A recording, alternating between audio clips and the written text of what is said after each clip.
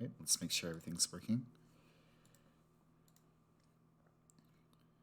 Twitch is live.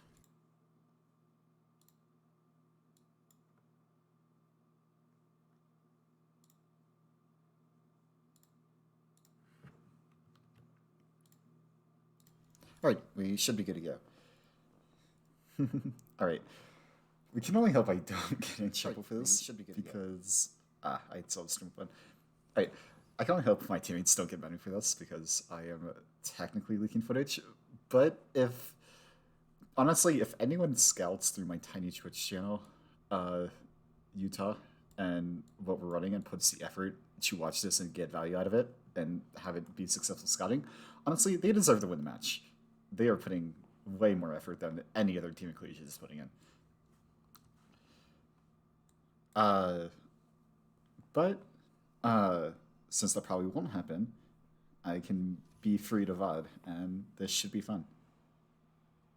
I will make sure not to leak codes though, so let's hop in. Alright. This match was against Grandview Canyon University, I believe. And it was played earlier today, and we did end up winning the match. But it was actually a fairly close match, which I personally wasn't expecting, to be blunt, because I don't actually recognize any of the players on this team.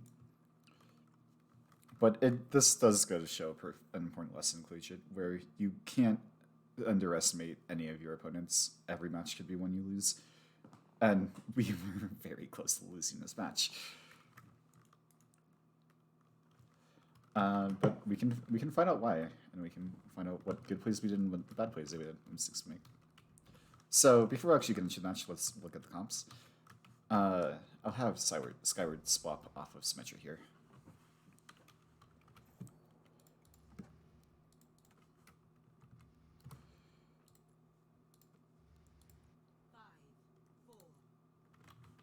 All right, so we are running Zarya comp. We are running the Zarya mirror. The reason we run Zarya comp is we are just most practiced at it, and we decided it was the best for our team. A very important part of Collegiate, and actually just Tier 4 in general, is that you don't always need to run the meta or what's good. You just need to run what's good for your team and what works. Oftentimes it can actually be better to run more off meta stuff because teams won't be prepped against it. Like, imagine if you're putting out like with some like super like hard like far Bastion cheese in the middle of a match. No team is ever going to be prepped for that. And if it's actually viable, if you're well practiced against it, and if it's a genuinely a serviceable comp, you'll catch a lot of teams off guard and win a lot of matches just off of the cheese alone. Well, that isn't exactly what we're doing here. Zarya is very much a meta character, and our comp is a tad bit off meta, but it is relatively standard. Actually, current match, no, our comp isn't actually off meta. I would say we're actually just playing the meta comp here. But something interesting with our team is that we only play this comp. We don't play the variants. We don't play the weapon triangle. We don't play the variants of Monkey or D.Va.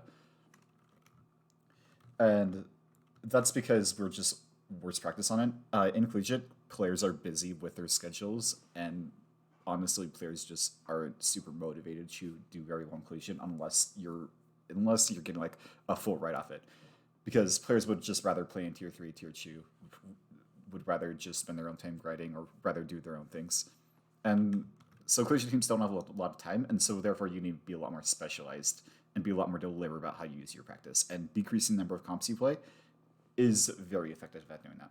Like, we run this exact comp on like 90% of maps. Actually, I think it's literally everything but Circuit. But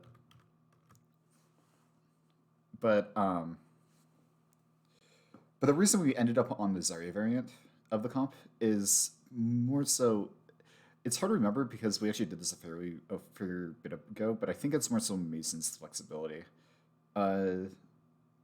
Mason doesn't have a lot of time in Zarya, but also he has a fair amount of time on D.Va and Monkey. Actually, don't think it's a Mason flexibility issue. Mason's our tank player, no Sam 4055, by the way. I think it's more so just our team prefers brawl comps over dive comps.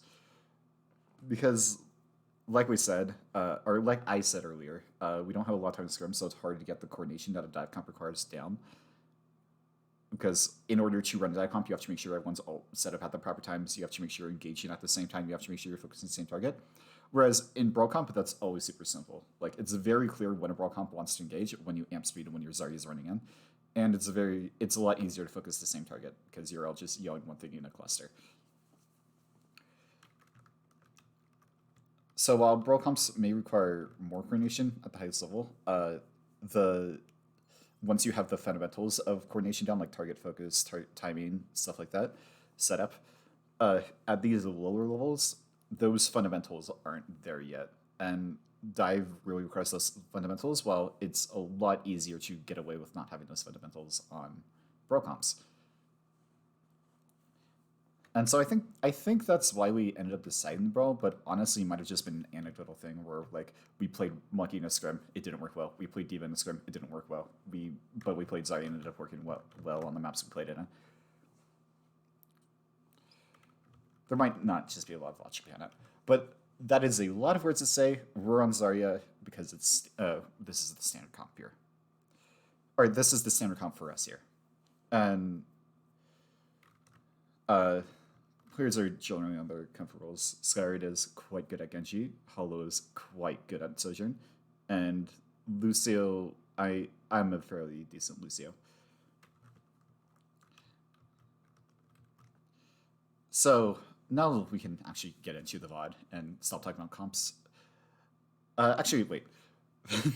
Before we get into that, the first step of any matchup is to identify how your comp differs from the enemy's comp and how you can abuse that difference. So, we're running Genji, whereas they're running Reaper. The reason we're not running Reaper is twofold. One, our team read that Reaper just isn't as good in the Zarya mirror. And two, Skyward is much more comfortable on Genji than he is Reaper, so why not just put Skyward on Genji? If you put Skyward on Genji, you'll just have some fights where he just kills you and you just win. So, the way we abuse this difference is, as a result of playing Reaper, this comp, the enemy's comp, is going to play a lot more stacked and going to have a lot more frontline pressure because they have a lot more damage that they can use to run out our Zarya with Reaper. However, that means their angle control is going to be worse because the Reaper can't really help that much with angles because he's very immobile and he has very limited range. And so that means Skyward can be a lot more free to off angle, create pressure angles, and everyone on our team can actually be a lot more free to off angle.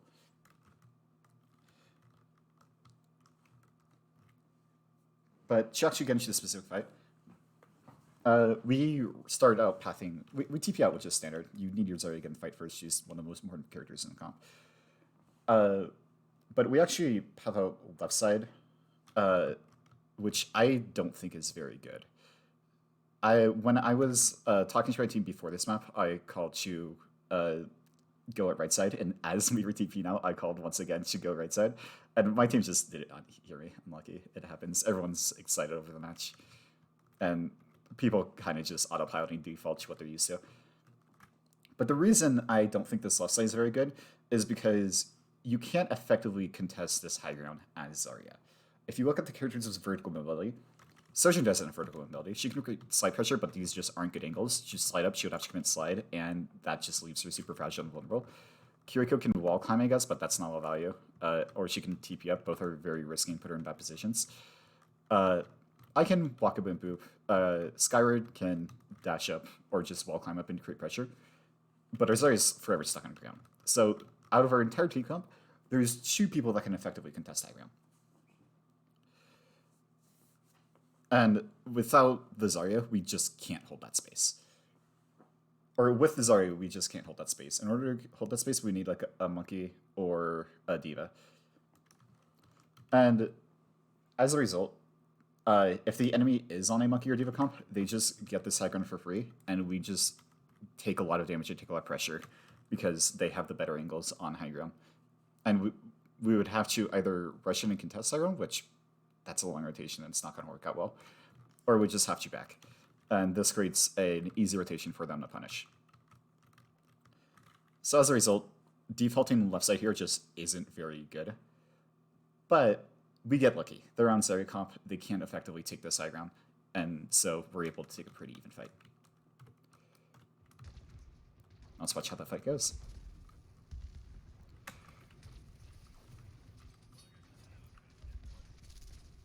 Skari dashes in, doesn't find anything. I go for a boop, don't find anything.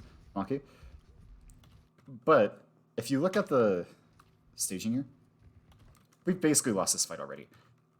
The point of this fight is to take control of this area, because it's a very good area on the map. You get the Siren I use, it gives you access to a lot of lanes on the map, and it gives you just generally good angles to use when taking the team fight. And also just forcing enemy resources, gaining space, always good. Regardless, or not regardless of context, but it is generally good. And so, we've lost the space, and at this point, if where we are right now, we're so low that we basically just lose the fight. The correct play, in an ideal world, we would be able to back up to right side of point and stabilize, and just play a contest point, force them to walk into us, and use that to find down opportunity and punish. But that's more of a band-aid fix to the fact that we lost an initial encounter. We took way more damage than the enemy team did, and we lost all the space on the map. We're already in a disadvantaged position. So let's see why we're in such a disadvantaged position. Part of it is Skari and I didn't find anything, unlucky, and we didn't get a ton of value in participation in the fight. But the bigger issue is Mason's bubble usage in this fight.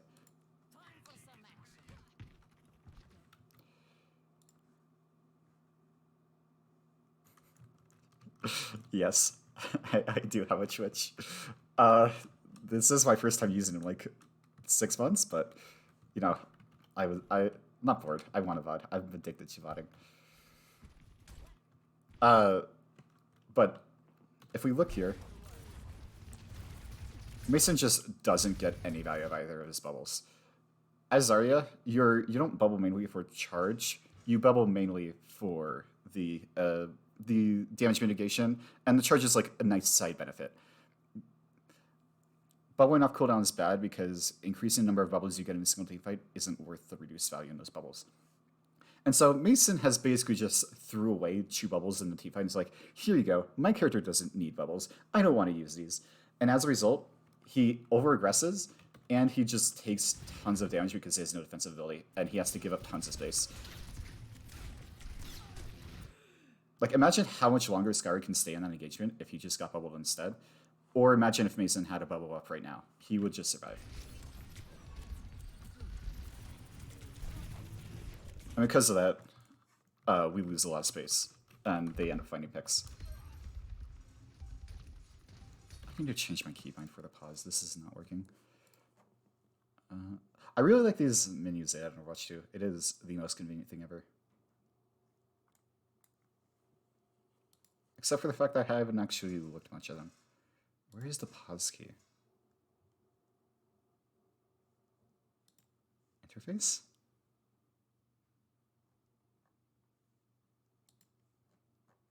It would not be in communication. That would be silly. Also, why is there a change heroes button on replays? Alright, I admit defeat. We're just gonna keep using Control P. And at this point, half our team has died, and we just lose the fight.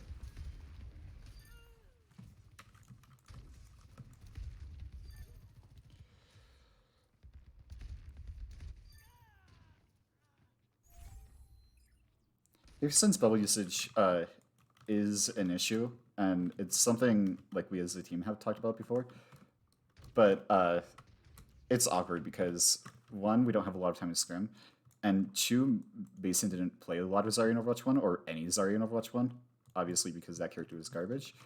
So expecting him to learn a new character and be very, very good at that character this quickly is just frankly unreasonable.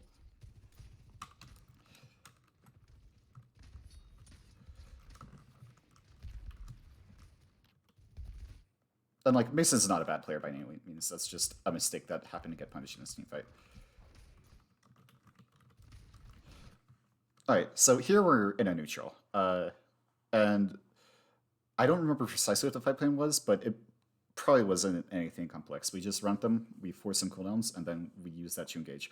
Or Skyward finds a lucky pick, or Hollow finds a lucky pick. And if we watch this, Skyward's on this flank right here, and he does the massive thing of forcing Reaper Shift. One of the disadvantages of Reaper, which we talked about earlier, is contesting angles. And Reaper is just frankly not very good at contesting angles because you need a lot of. Reaper doesn't really have the tools to 1v1. He has a 1 mobility ability, and once he uses it, he's taken out of the fight. And so he needs a lot of support to contest angles. And when he does contest angles, he's taken completely out of the fight by being so split from the actual fight that's happening. And because Reaper is trying to contest angles when a Sojourn or pretty much any other character would be better, Skyward's able to take the 1v1, and Skyward's good, so he wins the 1v1. And he does the massive thing of forcing Reaper Wraith.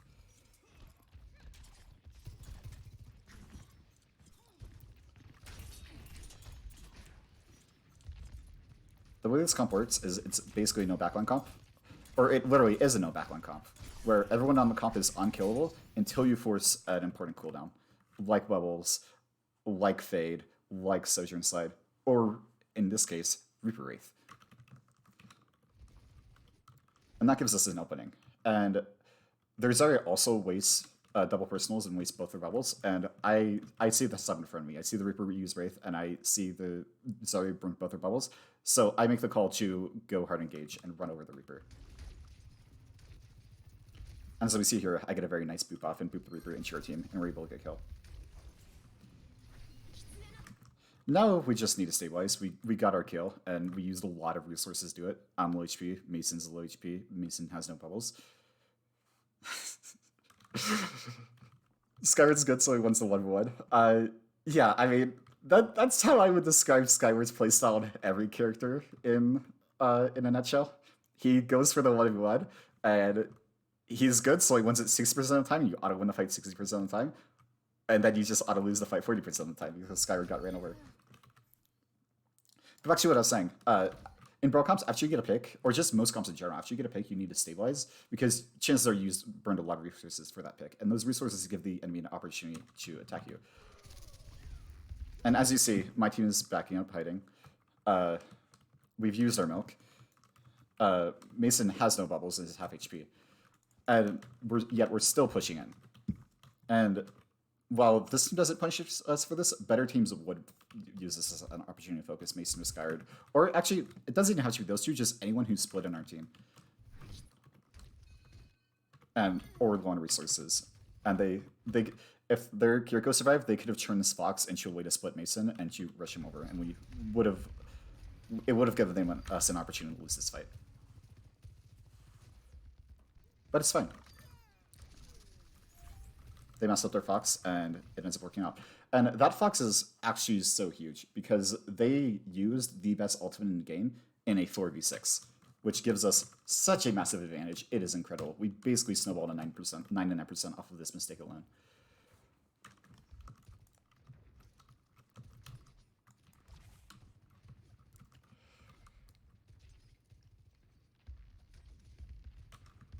So here I call the fight plan of they have grab and beat.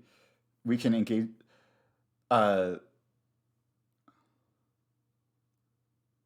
Yeah, I'm trying to remember what the fight plan itself was. We can engage with Kiriko ult and force an ult with it, and then keep pushing.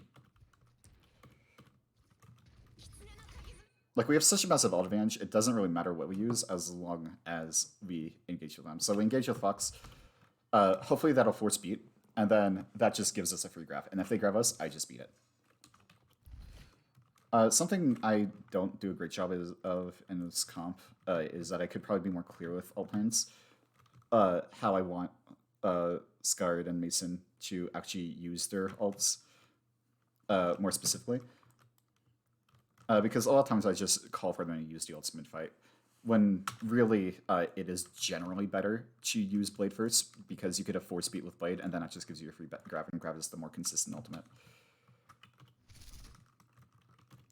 But back to this fight. We Fox, and it doesn't really do much for us. and a Fox is very, very early before they've even pushed through choke, so they're just able to kite it. And as a result, we're very low on resources, and we're in the middle of a grab, and we use the best on in video game and got air. Because we ulted into the choke instead of ulting at the choke and letting them walk through it. We were the ones forcing ourselves to push through the choke with this Fox. But because they wasted Fox earlier, we have such a massive ult advantage that we're just able to beat the grab in the fight. Skyward Blades, this is fine. They trade beat for Blade, which is 100% a great trade for us. Because they use beat, Mason has the freest grab of his life. And keep in mind, because this is basically a ghost fight right now, where both teams have used beat, both teams have used ults, we've just been taking a percent this entire fight. Because we're taking a long fight here, it's giving us a massive advantage, which isn't something you generally count on, but it is an important note to mention here. We actually do backup stabilize after this grab because we were very overextended. And Mason lands a huge grab, and we're able to just win the fight off that. The grab not only catches their Sojourn and lets us kill her, it splits the Zarya.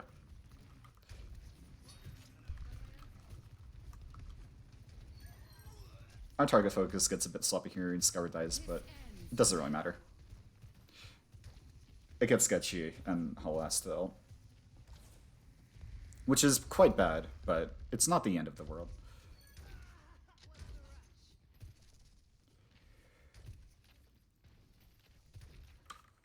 Okay. But now, because we just used 5 ults in a single team fight off of how sloppy our play was, because we didn't get value out of 2 of our ultimates, Fox and Sojourn, we ended up having to use every single ult that team fight. And because of that, the enemy is now coming up on a massive ult advantage. They have Reaper ult, they have Overclock, and they're going to build a Fox mid fight. We should not win this fight. If we win this fight, the enemy team has massively messed up. But what we can do is we can try to make it more on even footing. The defenders always have an inherent advantage in Overwatch because they can take the space and they can give up the space. And that allows us to kite ults. Because we have point control, when they Fox in, and because this point is so large, we can back up and just kite Fox, and then they just waste an ult to gain a marginal amount of space. That one gives us an opportunity to find engage by extending the fight. We give us more time to find an opening. They waste a cooldown. Hollow gets a random right-click pick. It gives windows to win a fight. More importantly, it gives us time to build up our own ults to use against them and to survive, and to turn the fight into a winning fight. But we aren't really close to ults. We expect to lose this fight. But what kiting does and what making is it makes it a longer fight, which means we'll get up more and more percent as the fight goes on, which means even if we lose this fight, we're going to be losing the fight at 99% if we play well. And at that point, we just re-engage with our own ults next fight and we just win the map. So let's watch how this happens. I make the call here when they use an ult, we just hard kite it. And if they watch the Reaper, he's going to look for a Blossom and just hard focus the Reaper. That way he can't get a clean Blossom off.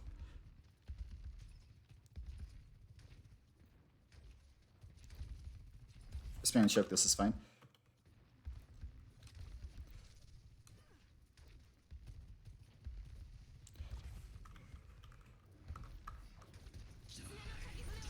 And look, we played this perfectly. Their Reaper obviously wraiths in with a very telegraphed Blossom, and because of that, we're just able to run away. Run away. I boop him away. I speed away. Mason bubbles us, and we're able to kite out. And because of that, they just wasted 2 ults. They went from having a 3 ult advantage to 1 good kite to a 1 ult advantage. And Andy and I are both close to our support ults. Semi-close. If the fight goes long, we will end up having the advantage. However, Skyward goes for a very greedy play, and Skyward is a god, so it just works out. He gets lucky and is actually able to just dash through 2 people and just kill them. And it actually single-handedly carries us this map. By able to kill them in Blossom. And now there's just no road to lose the fight.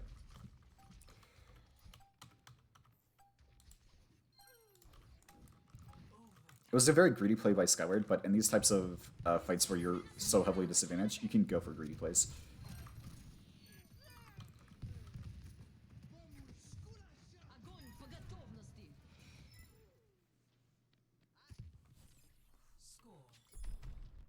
And that's map 1.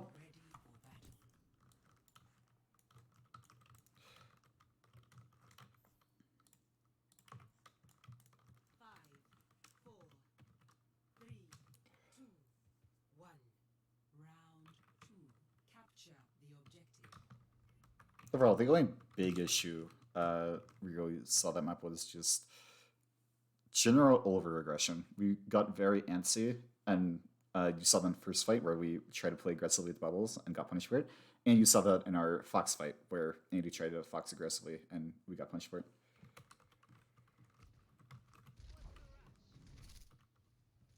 Alright, so we path the left side here.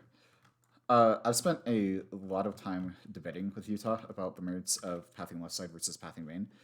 I'm right and they're wrong.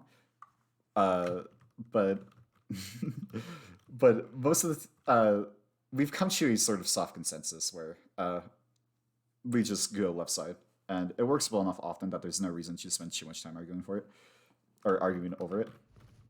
Players have their own differing ideas about the game, and it's better to just do the same thing as a team rather than come into constant conflicts. So, why is left side bad and right and main good?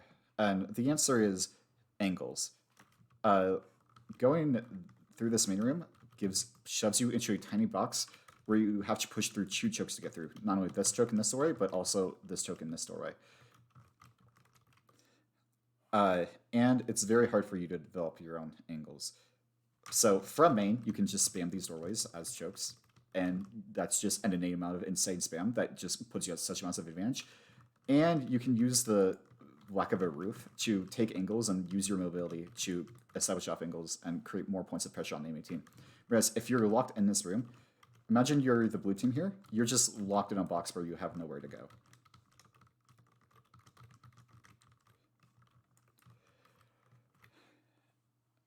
And so, we actually end up playing main because, not because we think main is objectively better in all circumstances like I do, but because we recognize that they have Reaper and we don't want to brawl this hard into the Reaper comp. Like I said at the start of this, our comp gets advantage in angles and we need to take angles, and main gives us better angles to do that with.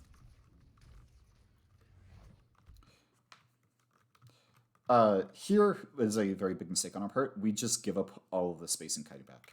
I don't remember quite why we did that. I think we were scared and we wanted to restabilize when we realized they had Reaper and we needed to rotate.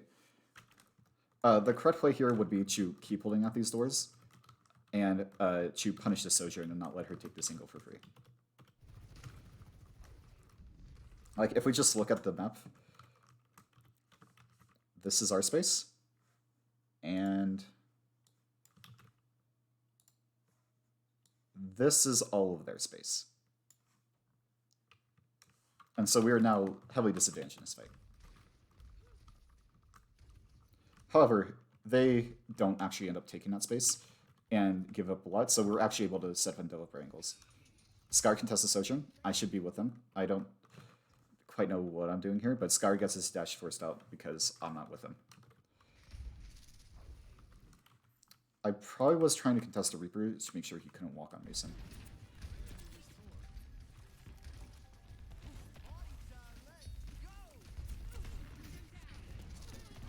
That beep was just not worth it. My staging was bad, and that's why I wasn't able to contest the Reaper. If I was helping Scar here, I can just turn right here and boot the Reaper.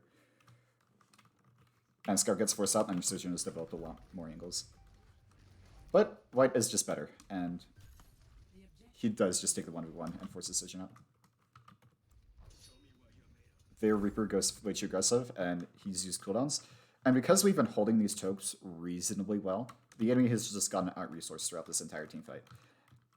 And as a result, we get first cap. So even if we lose this fight, we're at a massive advantage in this fight, in this map already. And the enemy hard splits. The Zarya, this team actually does this a lot, where they leave their Zarya completely alone, split from the rest of their team. If the Zarya gets walked on, like we do here, she has no support.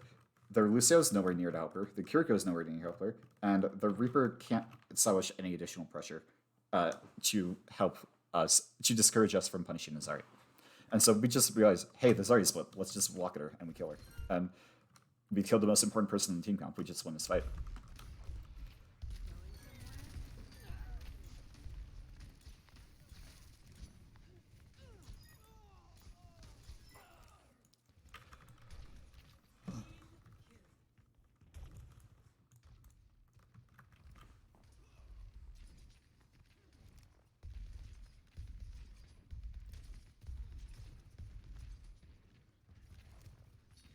They still have the Genji, which actually probably works better based off how the Reaper is playing. Something bad we're doing right here is we're giving them way too few of angles. Or I'm sorry, we're giving them way too many of angles. They're able to walk through both doorways completely for free. This Genji and Sojourn are able to take a lot of space, while they're just completely uncontested because we're all stuck in this joke.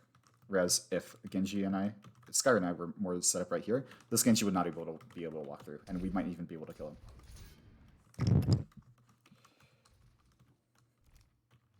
Honestly, it doesn't even have to be the Genji. It can just be any player on the team. Just watching the angle.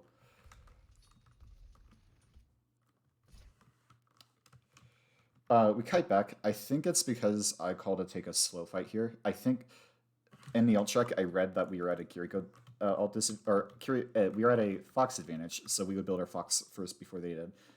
And because Andy's a good player and he's mechanically good, we would get that Fox in time and we'd be able to push off it.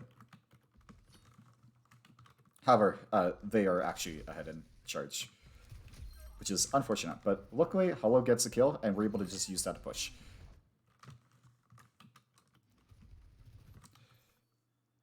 And we should win this fight at this point. We've got a numbers advantage, and we can just push off that. But what happens is we overextend massively, and we push way too greedily.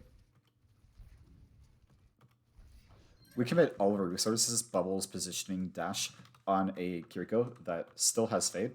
And as a result, she's just never going to die here. And now that the Kiriko has been forced out, we played it too fast, we didn't force resources before engaging. We have no one to actually engage on, and we just put ourselves out of position without getting a kill. And they just walk on us now that we're split. And now we should lose this fight, but we get trades, and we do end up losing this fight. It is a very chaotic fight. Skyr and I messed up the mechanics, and we weren't actually able to kill the Genji in time. Unlucky. And they Fox for some reason?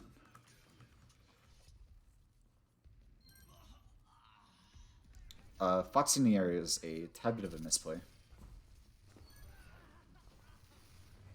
But now, because they use Fox, we're at a significant advantage. We can, once again, just play fight you trade alts and just win.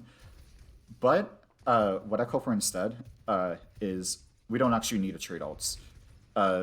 Because we're not holding any important space, when they Fox onto us, we can just kite it. We can just run away. And that just... Or not when they Fox onto us. When they engage onto us, we can just... With anything but grab, we can just kite and run away. And we shouldn't die to it.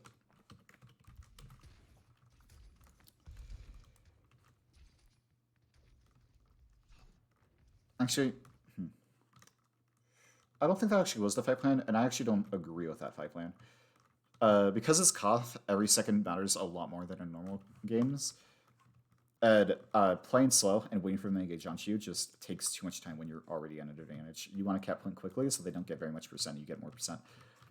And so we call to Fox engage. We call to Fox engage and beat the grab or blade, whatever comes first. This is a bad fight plan on my part, because I also call to use our other ultimate fight, when I should have been a lot more clear on what else I want us to use and how, because this can easily end up situations where people just aren't clear if we need an ult, how we want to use the ult, and aren't prepared to follow up on the ult. A more ideal fight plan would be we Fox engage. If we don't get a kill, or if they don't force out any ultits, we blade to force out beat, and then we can grab after beat is over. And we can tempo beat, we can tempo overclock and beat mid-fight as needed. And the lack of clarity in how to use grab and how to use blade ends up costing us in this fight, I believe, as we see. Might be a different fight. So, Andy Fox is on point. But, and so they're just able to kite it. But because they're the defenders and the point here is so small, they have to kite off the point to not get run over by the Fox. And as a result, we're just able to flip point for free. And at this point, it doesn't really matter if we lose the fight. We've basically won because we get so much percent and they lose so much percent off of giving up point. This was a mistake on their part. They needed to use an ult to counter the Fox. Could have probably Blade, but could have been anything. Just to create some pressure and not let them walk onto us. or not let us walk onto them.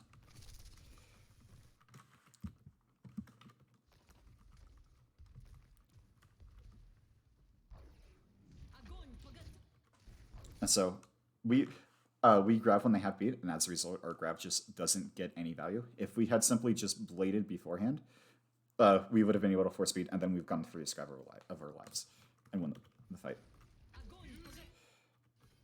Because we're also not planning on grab beating, or not grab beating, grab blading.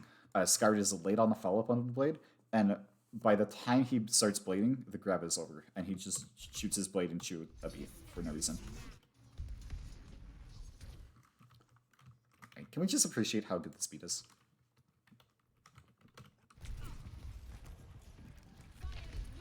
I'm playing here.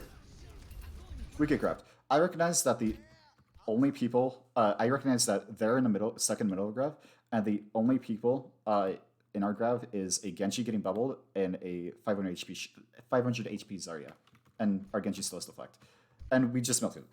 I recognize that we don't need beat here. We are completely fine, and we can survive this grab without beat. However, they start blading, and I'm able to actually beat the blade and squeeze the speed so perfectly. Because I didn't instantly beat the grab, and it gives us so much advantage that lets us push and win the fight.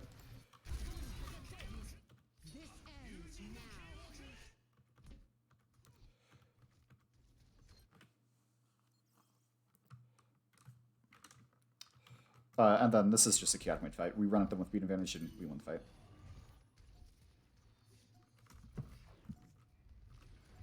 We have the positional advantage. You have to push through choke to touch.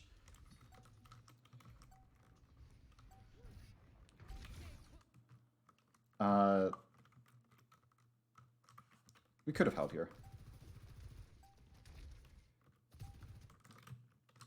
I think we just get scared. I don't think there's a big reason for us to back up that hard. Maybe Base just didn't have the bubbles to hold that after aggressing and finding nothing.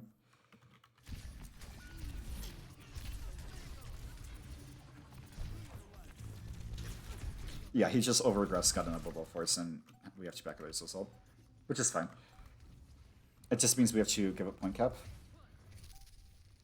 But we do to get to 9-9. That was a one fight, because we only need one more fight to win the game, and they have to win like 3 fights. And we're at a pretty even ult bank.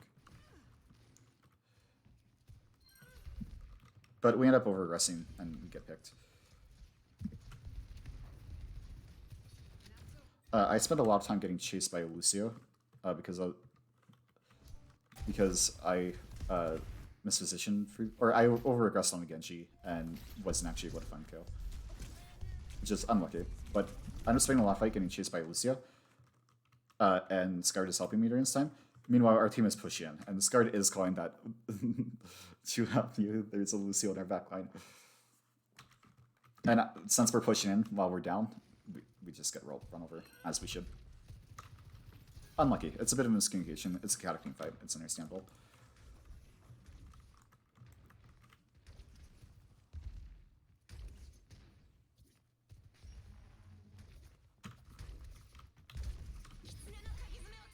They fox, and the call here was when they fox, we just kite, and then we can re-engage with our own fox. Because since we don't have point, we can just give up space for free. Like, this space isn't valuable. They can't hold here, so we can just kite away for free. The problem is, Andy gets picked, and because of that, we aren't actually able to successfully kite.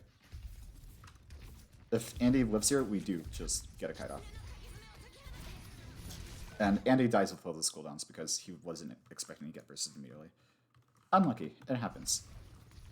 But because Andy got picked there, we do lose the fight. And they are able to build a lot of ults, especially Zaryagrav.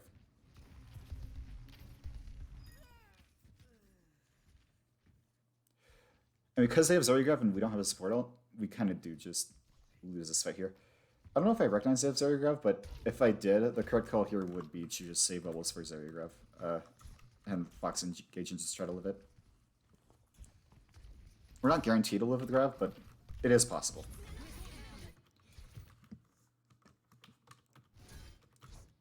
But we Fox late, Mason overextends, we get grabbed, we burn bubbles, and we die. How do we win this fight?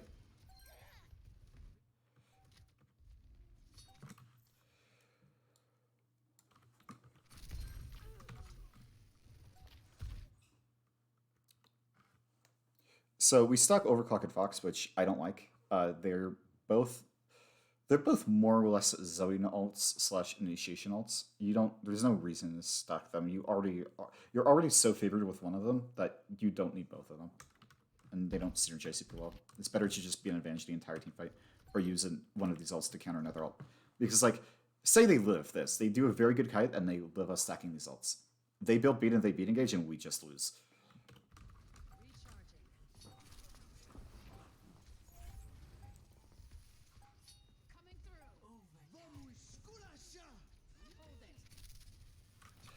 So, let's break down what actually happened in this fight.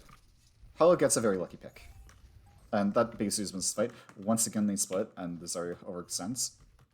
And Scarred almost punishes her.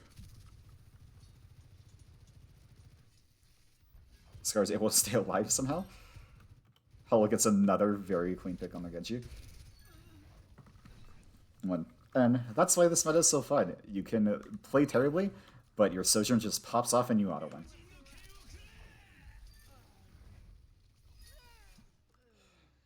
But once again, we see the same issues come into play. We over-aggress, and our ults aren't well executed and don't get enough value.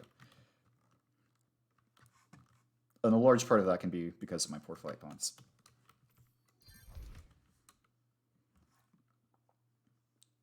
Alright. I'm gonna go take a quick bio and I'll be right back.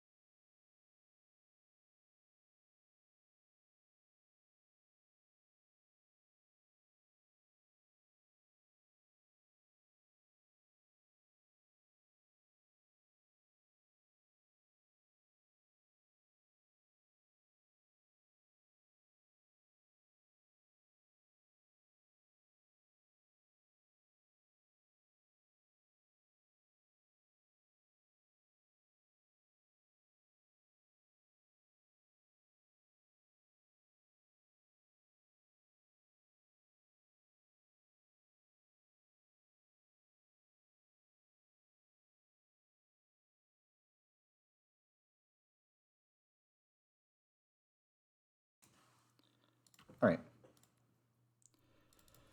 So, we win this map, and as a result, they pick King's Row.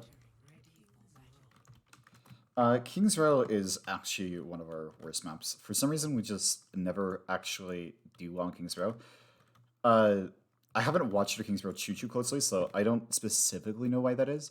But if based off of how this match went in game, I think it's just because we tend to play too much like Overwatch 1 Brawl. We tend to just get too stuck in our old habits. Whereas we try to hold space a lot too much, leading us to do bad kite paths. And we tend to just not find windows to aggress. Whereas in Overwatch 2, in the Zarya comp, fights are a lot more dynamic. You don't hold space, you kite and you re-engage. It's a very, very strong ebb and flow, a lot more than Overwatch 1 Brawl was.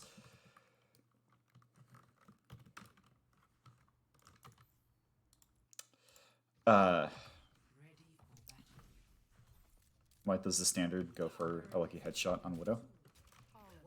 Oh no, he's just scouting, never mind.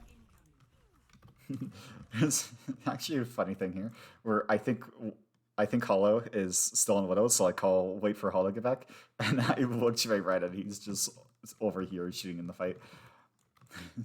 Because I didn't realize he didn't actually go for the Widow play, he was just scouting. Which I personally think is a bit of a waste, because I think players at this level are impatient enough that they won't be super cautious about the Widow, and you can just get a lucky pick. But they are very clearly careful about it. And so we don't find anything. And so it wouldn't have gotten any value. So maybe Hollow does have a point in. not actually going for the pick. All right. First off, we are not developing our angles whatsoever. What did Mason double? Alright, so we bubbled air. We go for a cross without having bubbles. And we've written up another bubble. And we're not actually developing our angles. Hollow's taking a sniper position, trying to duel this Genji across the map, I guess, where you can't see anything. It doesn't actually have good angles on much. Our Genji's in our backline for some reason, just poking when he could be forcing out the Sojourn or trying to create some off-angle pressure on statue.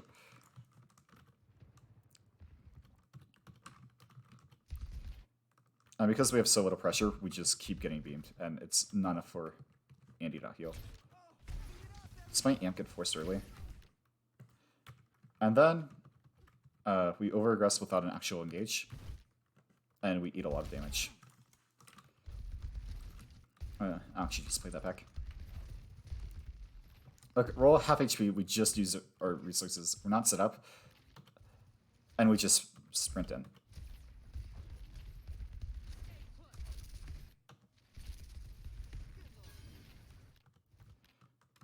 And our bubbles have been used, our milk has been used. Has our amp been used? And our amp has been used. And we're still on statue. We've gained no space off of this. We're just trading on blows. How does there...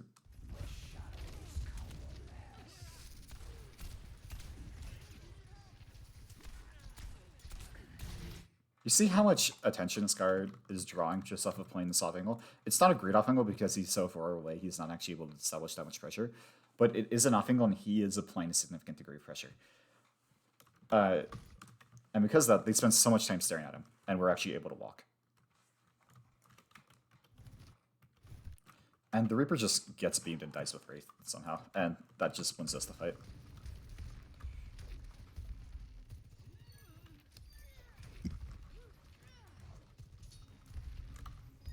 We're able to engage at that and just win.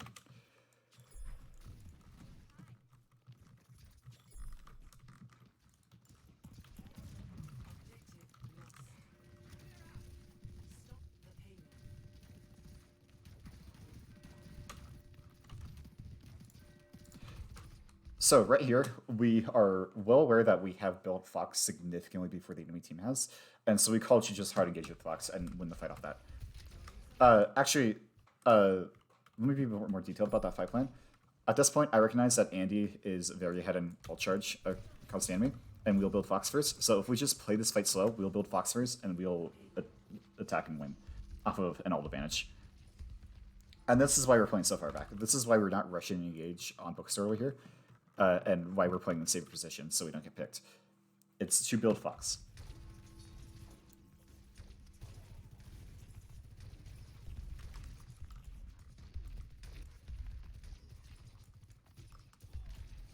And he does get build Fox first. However,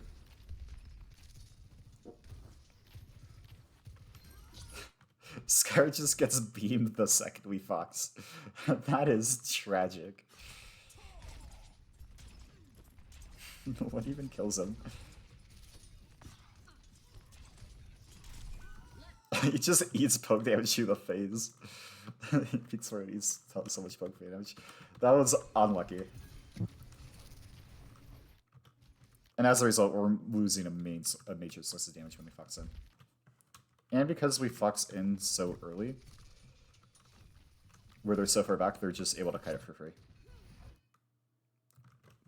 Like, we're not foxing on this corner to cut off their kite path. We're foxing on this corner, where they're just able to run away. Like, right here, we have to push out of our fox to chase them, and that's bad.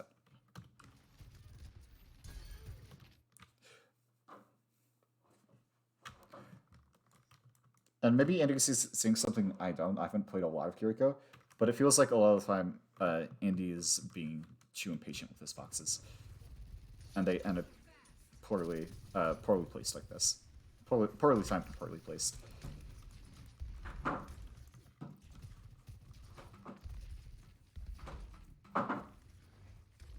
And so we just we missed out on that advantage. We could have won this fight. It's unlucky.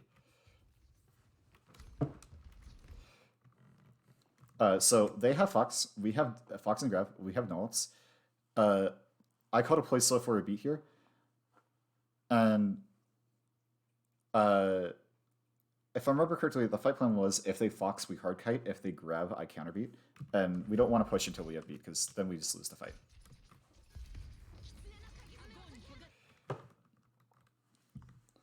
Now, they Grav and Fox at 91%. I just called it just lose the fight. They just use 2 ults, and we can just die and re-engage.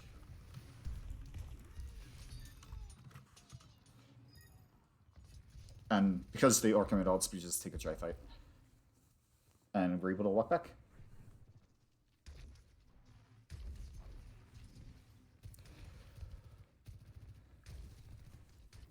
Now we have all of our ults, and they just have beat and blade.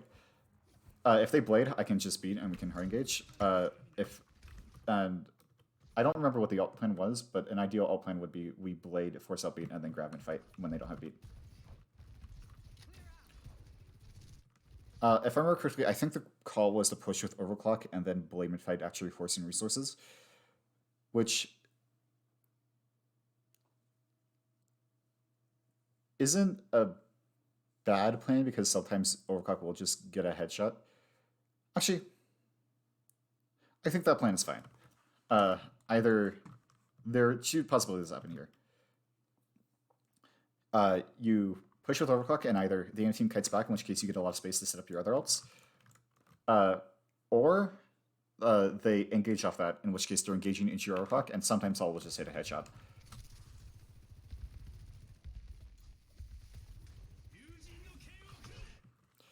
What's Skyward's trigger to engage here? They use a bubble. I need backup everywhere. Right, they're poking.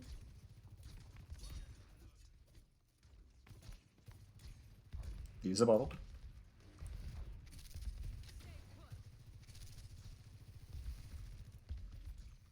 Sorry, has 2 bubbles again.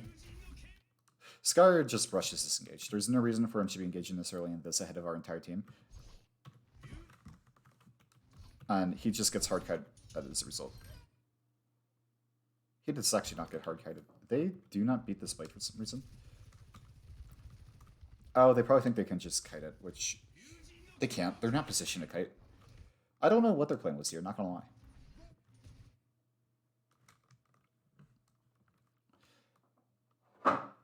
But they can engage with Blade, and we're just using Morale, so we just win the fight.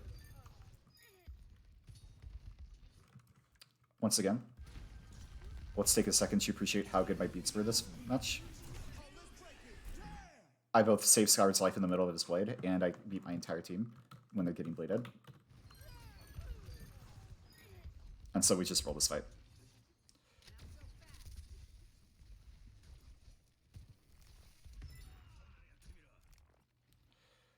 Okay. This is an issue of mine that I talked to both of these players about afterwards. This team, specifically the DPS players on this team, have a tendency to spend a lot of time sitting on cart, which I do not think is worth it. You get more cart progress, but it's not valuable cart progress. Really, they're going to get a recontest here no matter what. All we need is the cart should get around here-ish.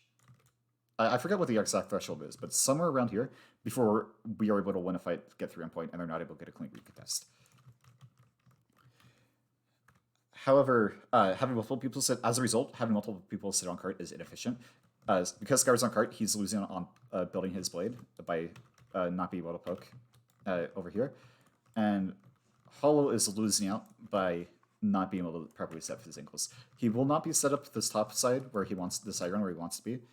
Or if he does, he won't have a slide. And so he won't be properly set for the sneak fight. And more importantly, I mean, just as importantly, he's losing out on poke damage. Yeah, he's losing out on poking when we're pushed up right here. As a result, there is a world where Hall just hits a right click during this poke phase and just gets a kill. and we win the fight, it stalls card a lot. Or better yet, he just builds up rail, builds it for the mid fight, and he get hits of rail at the start of mid fight, or at the start of the fight because he's at 100% charge, and we just win the fight. But because he's on cart here, none of that is happening, and I should be the one on cart. I am not close to beat. There's no reason for me to push up and poke, and I'm the least valuable person in this comp. During the pre-fight, I am the least valuable person during the pre-fight in this situation. So they have overclock beat.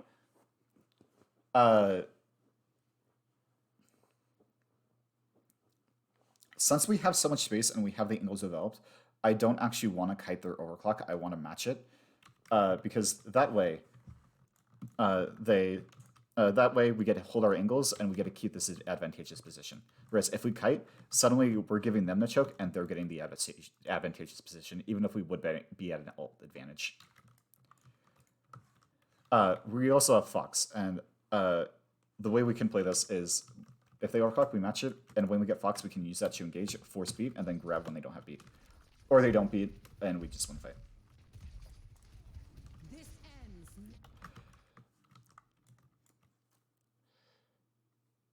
Because we're not properly staged up, they're just able to walk through this choke and high ground for free, and we're not really able to find anything or put any real pressure on them. Andy's Fox in here. I don't like this Fox because there's not really much for us to Fox on. Their Genji, the only reason this actually gets value is because they're Genji hard feeds.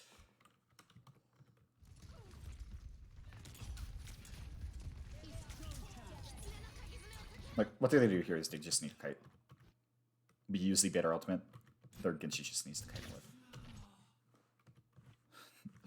You can dash here, deflect, live. You can dash here, you can live. Just anywhere but straight up into the middle of the team fight. And because they get so caught out, their Genji was so out of position that they had to force to Kiriko TP. They force beat. And this causes this Fox to actually get tons of value. And now we're just able to look for a grab. If we had a Fox after overclock, the better play would just be to just try to push cart and force them to drop eventually, because eventually it's not a desk cart, or we just find a pick. But we counterbeat. Now we just need to live. We're so aggressive at this point. That's probably a good idea for us to overclock, just to let us live and kite out. Andy gets picked. That is unlucky. Andy once again gets picked with both his cooldowns. Feels bad, man.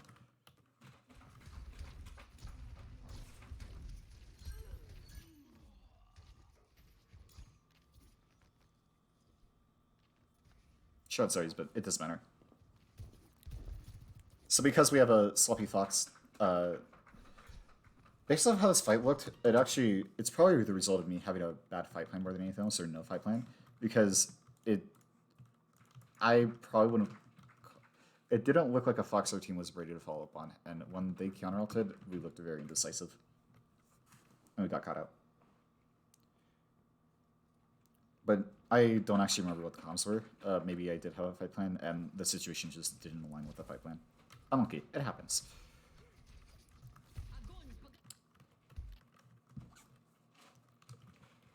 We rushed this grab. No one on our team has really stood up for this grab, but it's a fine grab.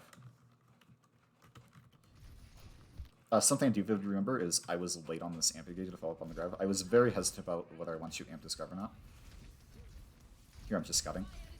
Like, we grab, I should be hitting E, and it breaks into let us follow up on this grab. But instead, I hold it without good reason for an extra second, and we're that much later on following up. But it's fine. I mean, it's still a grab. They don't have beat. We're able to just get the kill.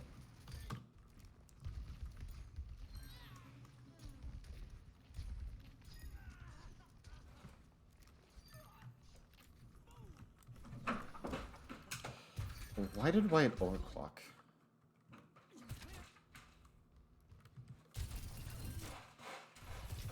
This ends now. We just grabbed them. They don't have beat. There's no reason to overclock here. We're at a massive advantage. Huh. Unfortunate. I'm sure he had a reason. Maybe he just misread the fight. Or maybe I'm wrong, and that actually was good overclock. I don't know. I'm sure he has a good reason. Or a justifiable reason. Alright. Once again, we have two people staying on cart, which gives a particular resurgent player some awful sightlines.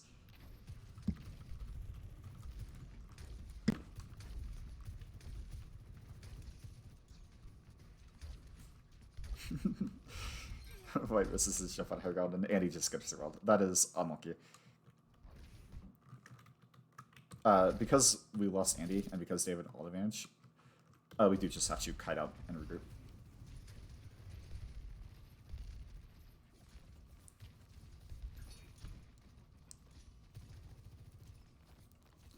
The fight plan here is if they Fox, we just kite it. Elsewise, we just play slow until we build beat, and then we can beat the graph. It might have not actually, considering Andy's off charge, it probably wasn't build beat. It was probably play slow.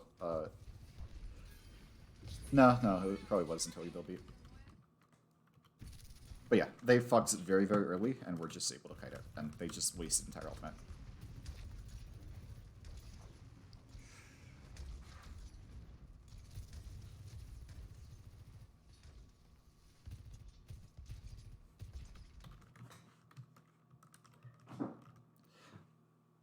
Like, at this level, there's not really that much happening in this meta.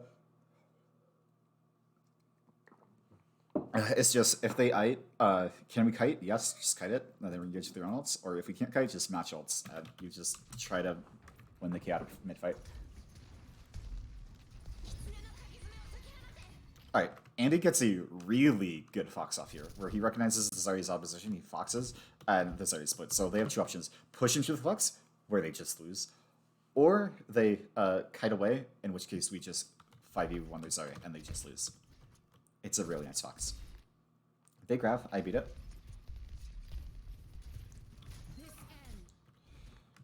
How do we lose this fight? So they grab, I beat it. Even with beat, they're all grab. It makes it harder to follow up on the Zarya. The only person who can reasonably damage the Zarya right now is our Zarya.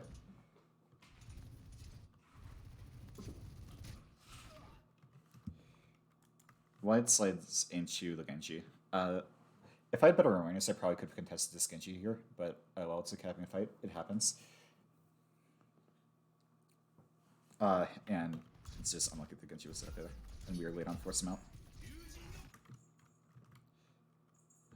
I get re-ult. It's actually very, very depressing what happens. I recognize there's Zarya is 1 HP. I go for a boop.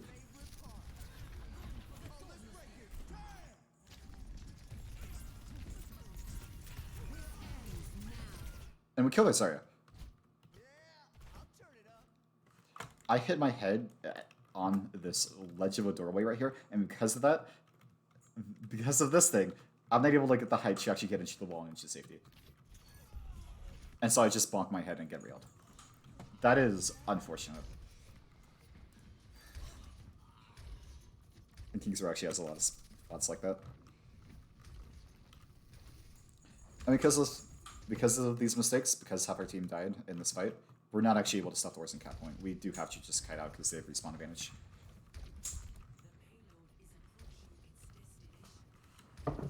Scared swaps Hanzo. That's fair.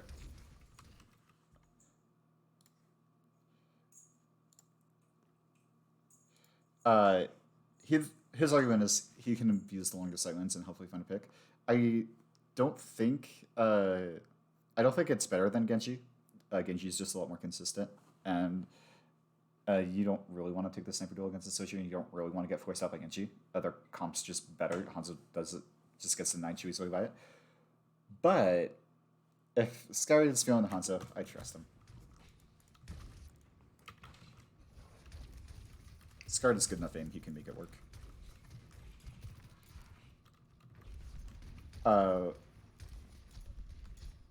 Once again, I'm not properly at 9 angles. Okay, I do appreciate it against you here.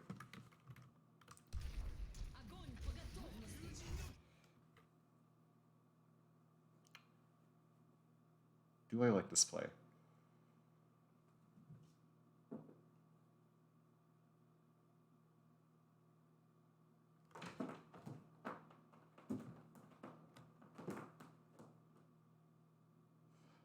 No, because they have beat, it's just too hard to get value out of grab here. We're never going to get value, and forcing beat isn't great, unless we're using it to deny aggression, which you could make an argument for, but we're just being bladed. If we bladed, okay, so this grab is never going to get kills. They have beat; it should never get kills. However, if you grab someone who's ulting, or when they're grab them when they're pushing, even if grab doesn't get kills, deal damage, what it does is it does zone them. They are locked into a tiny circle, so they're not able to push with their beat, and they're not able to aggress when they found a trigger chew. And so, if we didn't rush this grab, we could have either bladed the Genji and burned him, which would have gotten a kill, or worst case scenario, we just denied shields for 1 ult. Or we just hold grab and lose it for next fight. But now we have a beated, blading Genji in the middle of us as we're pushing into them. This Genji should get tons of value. And he does. A better ult plan probably would have been just to try to kite blade.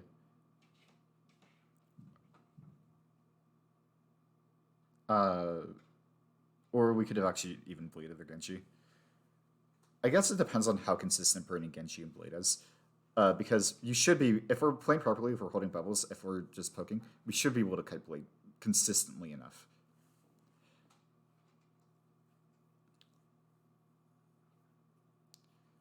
Yeah, I think we just wait until they blade and then just kite it. When we're just very clearly not positioned to kite it, we're hard engaging, and it gives them too much value. And then if we take a long fight, we build overclock, we can use that to hopefully force out something. Give us some aggression, force out beat, let us live. And then we can grab after beat.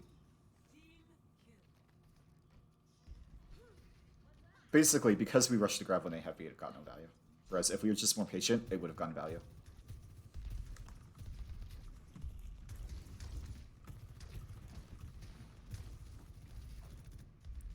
So they swap Reaper and chew both our snipers, which is an interesting decision.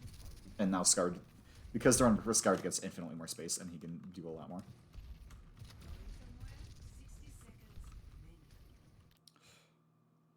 They have Fox. What we need to do is we need to just prepare to kite the Fox until we get our own Fox. In which case, we can either match it or use our own Fox to engage. But with how this team's playing, we can probably just kite the Fox. They have Fox first. They've always ulted first.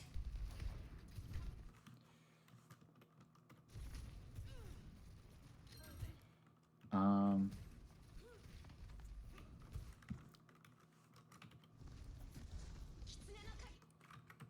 many bubbles do we have? Yeah, okay, this is why we're running good kite the Fox. We burn too many bubbles. We're not holding bubbles. And we just get ran on.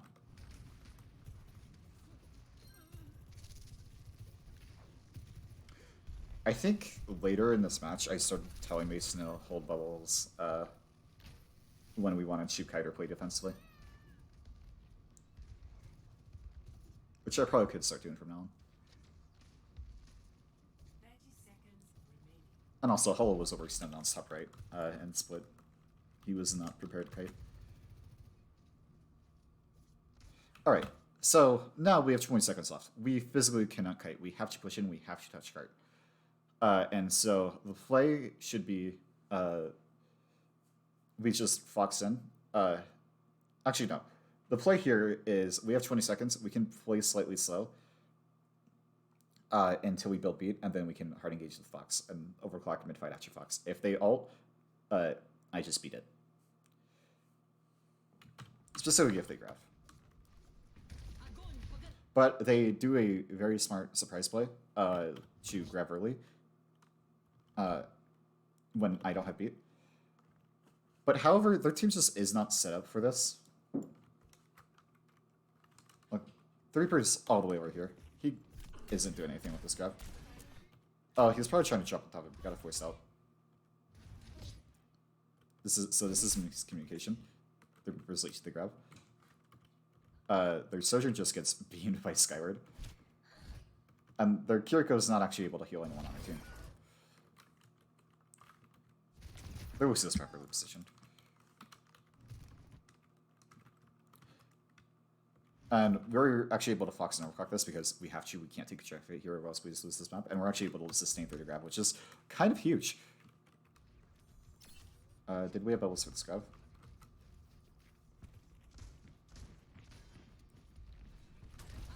Yes, we did have both bubbles for this grab. We overlap our bubbles, which is unfortunate, but we did have both bubbles for this grab. That's what ends up leading to us surviving a lot.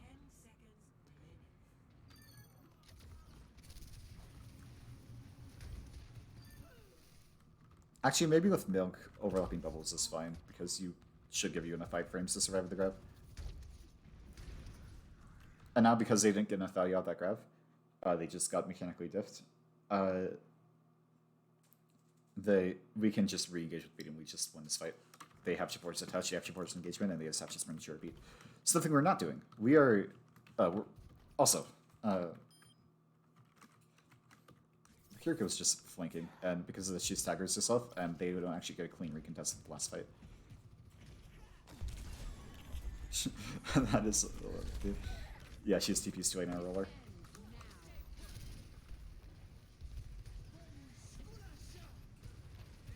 I get a very nice beat on Andy. I should have beat earlier on the overclock. I should have realized yeah, I should have just beat earlier, not try to squeeze it because you can't squeeze against overclock. It's the one shot.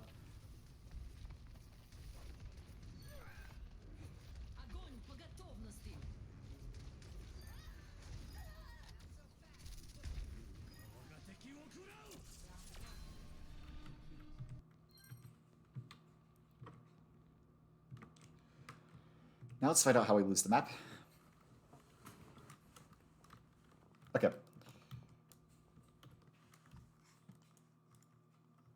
And the mistakes this map were a lot more minor. They were in a lot more chaotic fights of their poor ult usage.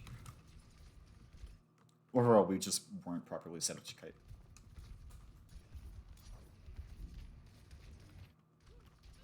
So they walk through hotel. We make the correct play of just flipping map. Actually, flipping map isn't correct play. When they walk through hotel, we can just spam out the doorways, force a lot of resources. Like, because they have to push through the main choke to get you hotel, and then they have to push through this choke in order to push us. We're late on spamming doors, but it's fine. We can just flip map. We don't need to rush and engage anyways.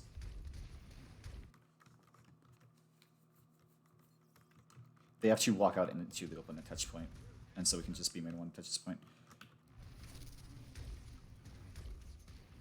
The Reaper flanks, gets his cooldowns forced, and this is now a trigger for us to engage. They back into hotel. We can't push this. They're trapped in a small room. But what this does allow us to do is it does allow us to spam them and give them a very rough engage. They kite out. And now we're just playing Ring Around the Rosie. They have spent over a minute just rotating.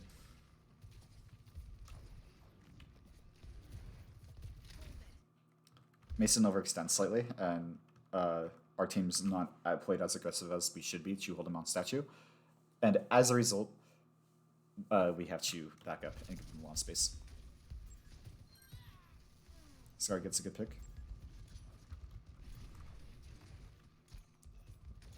Yeah, Scar just gets a really clean pick off. And that just wins us the fight.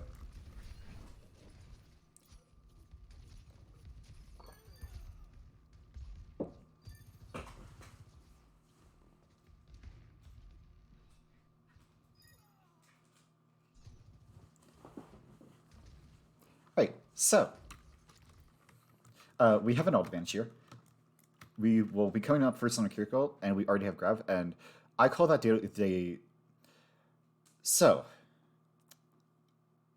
I call that they don't have beat, and we can just go for an early grab and rush them, and we can kill them before they have beat. The problem is we don't rush the grab hard enough. We play very slow and give them time to build up beat, and as a result, we aren't actually able to get the grab. We should be grabbing right here. We cannot give them time to set up our stay out of beat. And this is partially my bad. I do call to engage early, but I don't actually call when I could be calling it through once you engage. But I also don't like being that demanding in combos because I do like to leave room for people to countercall me, which does happen fairly frequently, and it's good. It's good for multiple people to keep their opinions. And because we're playing so slow, we've given them an entire rotate, and we still haven't used a grab. They have beat, we grab, we commit onto the grab, and we get counter. We get farmed.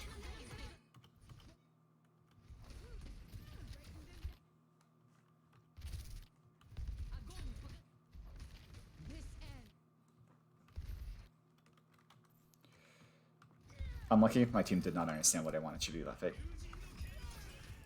And then Skyward Blade Slate trying to salvage the fight. Unlucky. And because I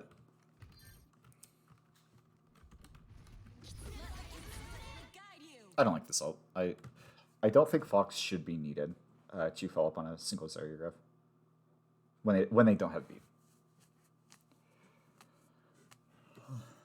And so because we but I'm actually super confident in that assessment. Maybe Andy's used to higher level scrims where people mess up less, people hold levels properly, and you actually do need Fox to follow up on a grab.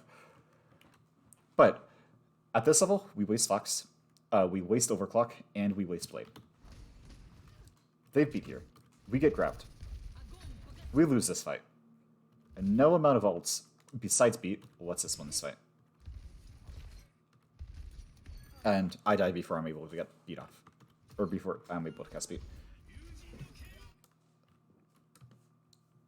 And so white pointless will be overclocked. White overclocked probably to try to alleviate some tempo if it's time to build beat, but it's just not enough. We're grabbed.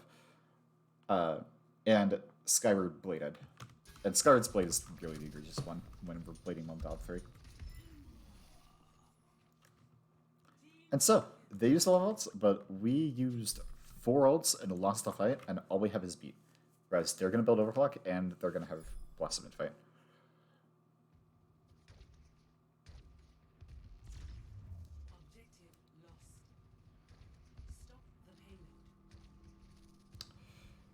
I call to play second. We kite overclock, and then we kite overclock, focus rip without blossom, so you can't get clean blossom off, and then we can just re-engage with beat afterwards. And I think here I end up doing a really bad beat, and it throws the fight. So they overclock.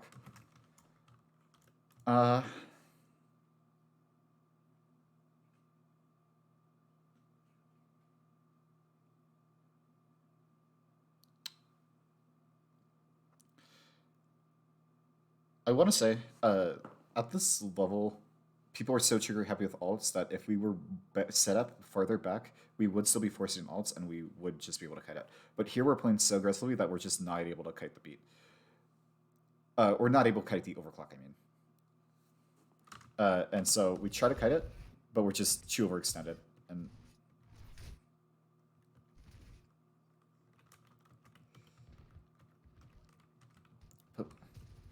we do over kiting it. We should be still too overextended. We waste a bubble.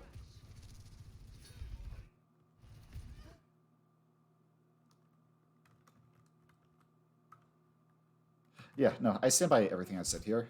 They just make the mistake of over-aggressing on a Kiriko that has Fade. Whereas if they focused literally anyone else on our team, they would have gotten a kill. Still a bad beat. I should have trusted my team to follow the fight planning, kite properly. I think what actually ended up triggering this beat, even though it seems pretty obvious that we got on third person, it's a very silly mistake. In the middle of this team fight, everyone's white. My hand is covering half the screen. I think the critical person I see low right here is Hollow on Sojourn overextended. I don't realize that it's Andy, and so I beat this, try to save what I think is a Sojourn, and Andy just fades out. Unlucky, but it does throw the entire team fight. We are able to kite this overclock, but we do trade beat for it, and that's not a worthy trade. Now they have Blossom. We need to just focus the Reaper, make sure he doesn't get Queen Blossom off. We force out the Reaper, that's good. We're holding Choke still, we still have positional advantage.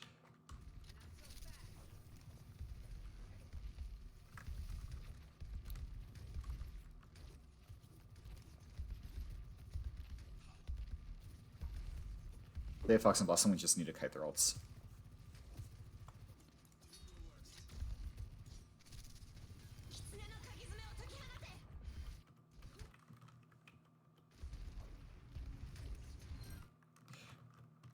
And see how because their Fox was so much stronger, one, we're over-aggressing, but once again, we're not actually set up to kite ults.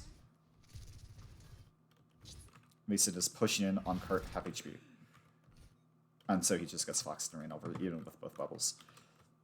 But because their Kiriko held Fox, and because she foxed their kite path, it's actually really, really difficult for us to kite out of this. And by the time we do kite out of it, we're 1 HP.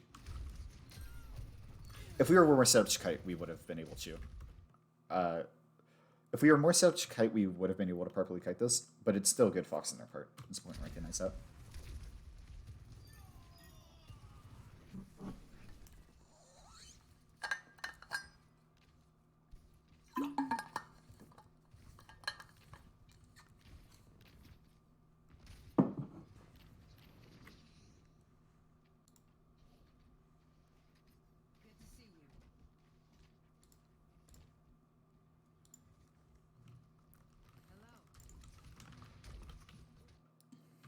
All right, so this is an Ulti team fight. We know they have Blossom. We know they have Beat. We know they have Grab.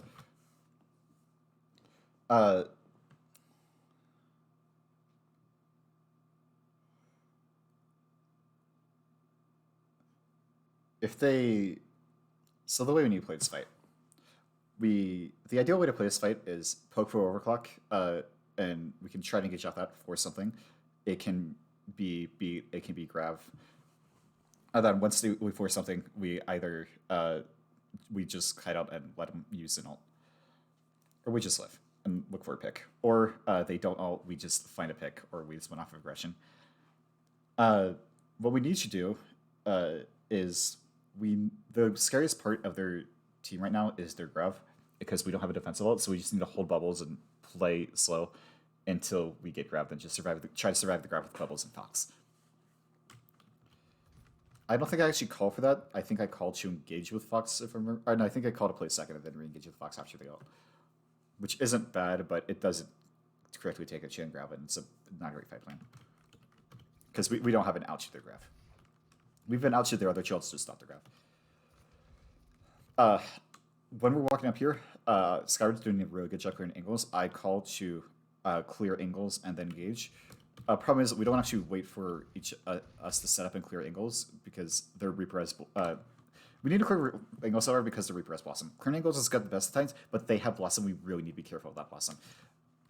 We think the Reaper might hide up here. He's not up here. He's either going to be playing main, which we need to scout, or he's playing up here, which we need to scout as well.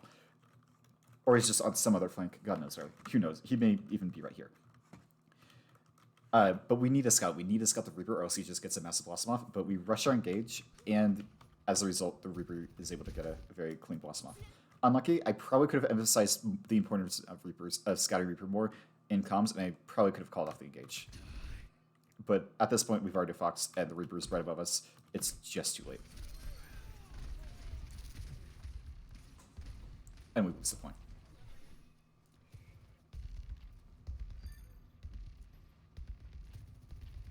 And we commit Fox for it, which is unlucky. That's not Andy's fault. That was a bad fight plan on my part for calling to use Fox offensively.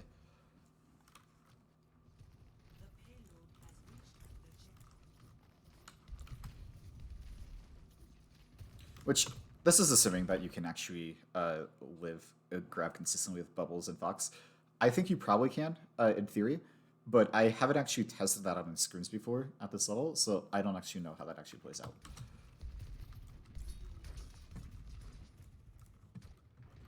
Alright. We have 3 outs. They wasted beat last fight. We can just engage with grab, and if we just engage first, we get a kill and we win. Mason lands a really nice grab. And we get counter grabbed.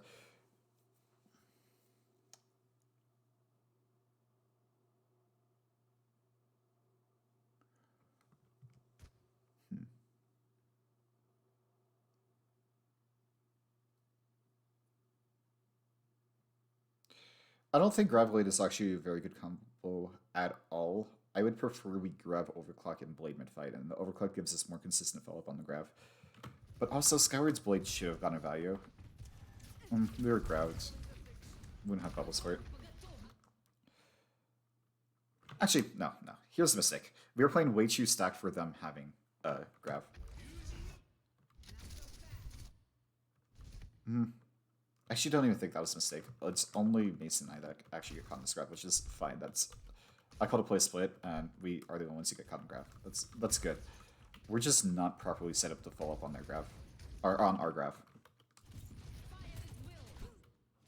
White is all the way back here. Andy is all the way back here. And we spent half of this grab out of LS of people. And so they just smoke it and live.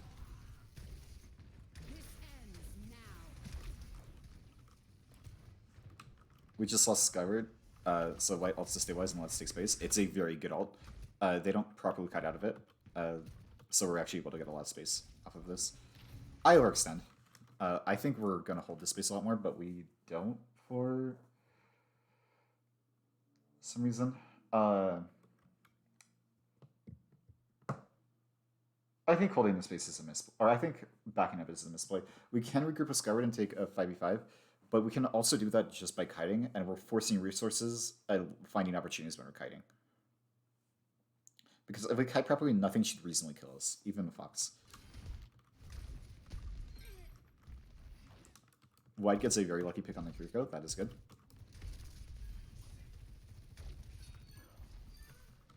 Skyward just beams their team. Watch the Skyward highlight reel.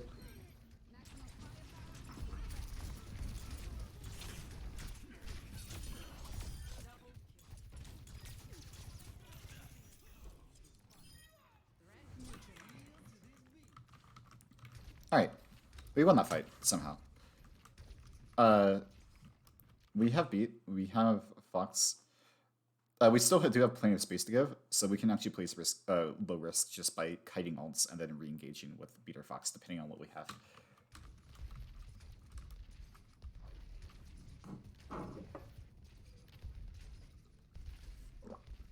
We have Corner Skyva. We should be pressuring them harder up here. We cede a lot of space without real reason. The Zarya should not be able to walk through this door at full HP.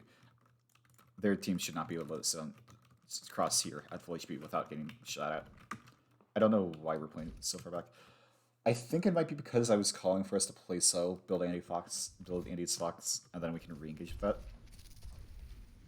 But I think it's unnecessary. I think we're back in too early. Alright, they Fox in. We should be able to kite it, but we aren't able to kite it. We burned both levels, and we're aggressed too hard. When we're playing in a kite, we should not be in melee range of the enemy team. We should be, at the very least, back here. Just trying to beat an ult. Because, like I said, maybe at like the tier 2 level, tier 1 level, you don't force Fox playing like this. You've got to put pressure on your team and actually force the Fox. But at the tier 4 level, and probably even the tier 3 level, teams are so trigger happy with their 5 plans that you can actually just, Utah included, you can actually just wait for them to ult, and they will ult. They do not care.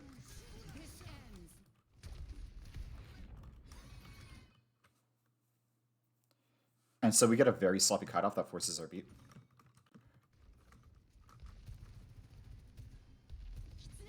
Which, unlucky.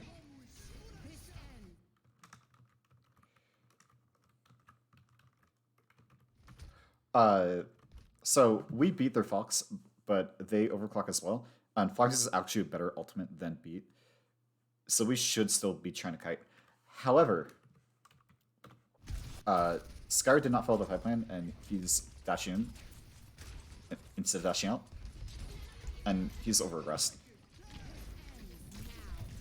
As a result, we need to push in, and we need to help Skyr and take advantage of the touch he's getting. And because that, Andy needs to ult.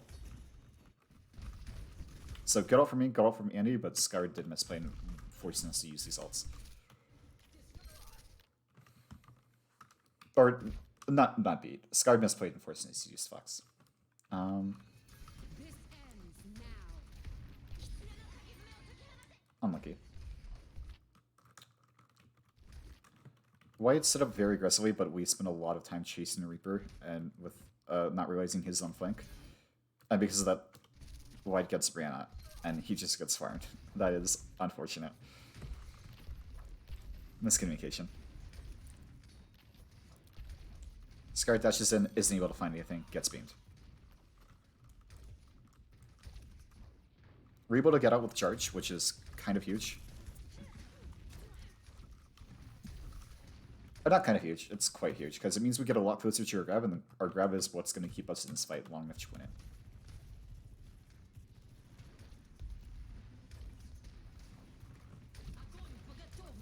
There's actually no actual fight plan here. That's such a chaotic fight that we just did not have time to fight plan. We're too busy trying to stay alive.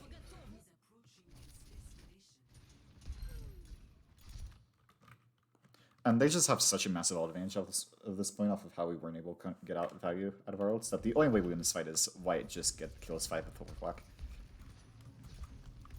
This ends now. Which Wyatt's good, but not that good.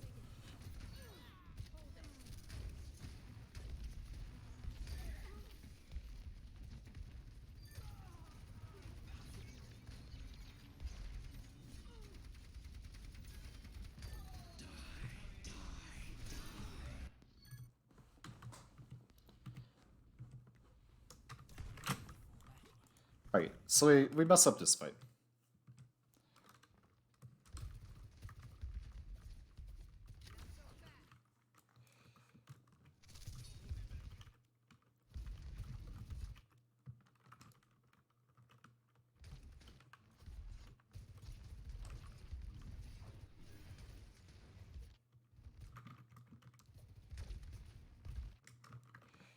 So we're holding Statue. We're playing too passively on Statue. If Mason's playing more aggressively, and if Skyr wasn't sitting in hotel, or if we were just generally staged more aggressively instead of all 5 sitting on point, we would have been able to punish this rotate. This Ripper would have had his Wraith forced in crossing here, or more likely he just wouldn't be able to cross here in general. But we give up a lot of space based off of how far back we're playing, and we give them Statue for free. What actually forces us out? We use a bubble very early.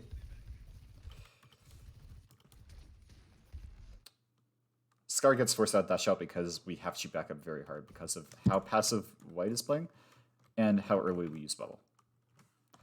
And I understand why Wyatt is playing so far back here. He's scared of Widow, and that's perfectly understandable. That is a perfectly reasonable thing to do. He is playing completely correctly right here. However, once we recognize you don't have Widow, he needs to stage in a more aggressive angle so he can actually participate in the team fight instead of just poking. I think it might be better to...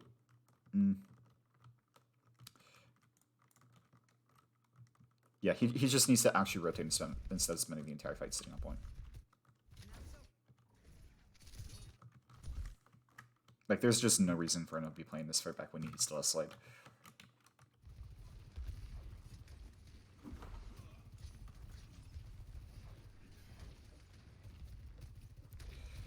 But we're able to stabilize and we're able to push it back. The Reaper gets split. He should get his Wraith Force.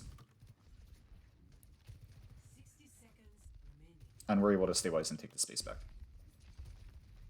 We're still all playing very, very far back. Skyward's doing a good job taking aggression.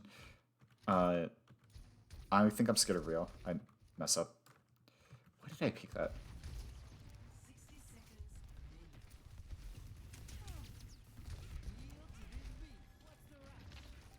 Oh, I just messed up a ward, and she builds real and time on rotating. Unlucky. But yeah, and Andy's trying to get aggressive angle here. White is still just playing so far back, spamming people that frankly aren't going to die unless he gets a rail off. But he can't charge real because of how passive his positioning is. All right. But we are able to loosely hold statue, but here's where the critical mistake is. We aren't thinking about Fox. We aren't thinking about the fact that they are about up on Fox based off of how much damage they're taking. And we just get Fox on. If we were aware of this, we could have engaged early before they got on Fox. Or we could have kited back. Those are two options. I actually spent some time arguing with Scarred after this match about the alternatives. Scarred is in favor of taking an early engage before they're able to build Fox and winning the fight before they're able to. I'm in favor of playing second, kiting Fox, giving up ticks. Or not giving up ticks, giving up space, and then re-engaging. We don't have ticks to give up. Off of how we're positioned on the statue here, we have space to give. If we were on point, Scarred would be right. We don't have space to give. We need to take it right there. But by the time we kite back here, they're on point. They get most of their ticks. We're able to walk it untouched, and their Fox is over. And we probably have our own Fox by then. The advantage of engaging early is they don't have Fox for the fight. But I think the problem with that is we're likely going to be on low on resources because if we were high enough on resources to take a good and strong engagement, and we had advantage, we probably would have already done so. So by forcing an engage here, we're making it a dice roll. However, by kiting, we're forcing a lot of resources they have to use to push, and we're wasting their ult, and we can re-engage with our own ult or our own resources. And it's, in my opinion, it's just more consistent to kite and re-engage afterwards. I could be wrong about that, but that is how I see it. Rather than taking forcing the fight when we were probably at a resources disadvantage. And at this point, we just lose the fight. They have Fox, they have all the space, and we have to force a fight into a Fox, and we just die. Unlucky. It still ended up being a very close map despite the number of misplays we had, but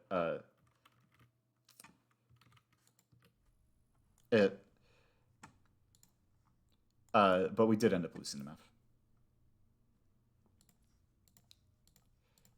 It's not a good circuit.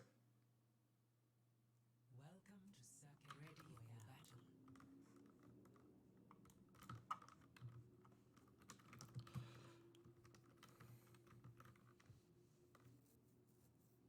So this map is going to be a lot of micro stuff, frankly, because this is just a micro map. It's snipers. In terms of what actually matters, i.e. our Zarya Brawl comps that we're going to be playing in Dynamite maps, we just need to work on our alt usage and alt planning. My plans are suboptimal in our alt usage. We don't always follow plans, and we mess up the execution a lot of the time, including myself.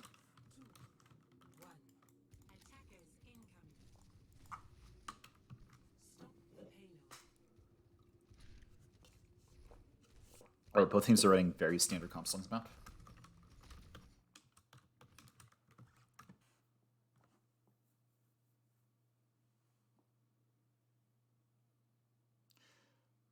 This rotate is slightly early, but oh well, doesn't really matter.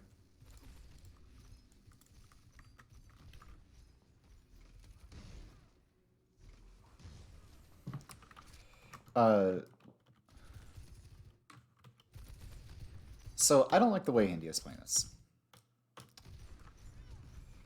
India's playing a cart, taking very, very aggressive angles, and as a result of how close he's playing, he gets burned in slow, and he hops through the side lanes of two snipers.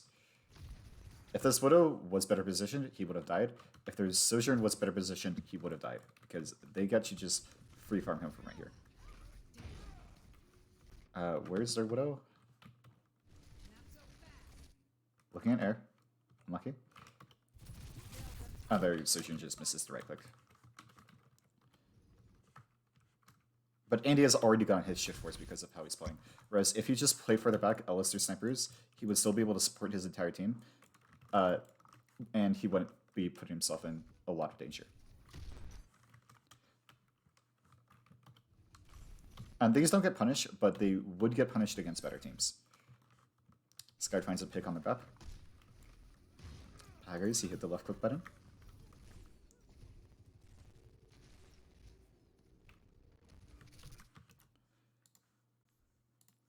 I love the replay variant, it's static. Alright, I also don't think I should be the one on cart. When I'm on cart, it's basically a 4v5. Because the value I get on cart is so minimal, I can send harmonies and nothing else. However, if we put Andy on cart, he's able to get right clickets off, he's able to get lamps off, and that just gives him enough value. He gets a good, like, let's say 70% of his value when he's still on cart. He's an actual hero in the video game, it's not a 4v5. And so I think Andy should be on cart, and I should be the one being able to spam them on the rotate set of angles. The only reason, the only way I see someone see a counter argument to this is if you are planning to build window first, or if you're close to one, if you're planning to build window first, and you want Andy to play aggressive so he can build window off of dealing damage, because you can't deal damage on cart most of the time, which would be fair here actually.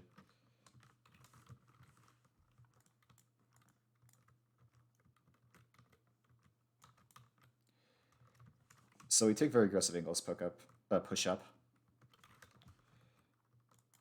We shouldn't have our team playing this. Actually, no, having our team play this far back when we're pushing this far is fine, because they do have to shoot touch or else they just lose the point. They give up the point. However, I should not be the one on card either. I have no ability. I'm the most fragile character in Steam comp. If any of them sneeze at me, I just die, which they do. And I have to hard pick this because I actually kept the point since no one else is capping point. And as a result, I die. I think that trade is worth it. I think capping point is worth it, rather than risking not capping point. But it is unfortunate, and that miscommunication, in which I should have called for someone else to take heart, does lose us the fight.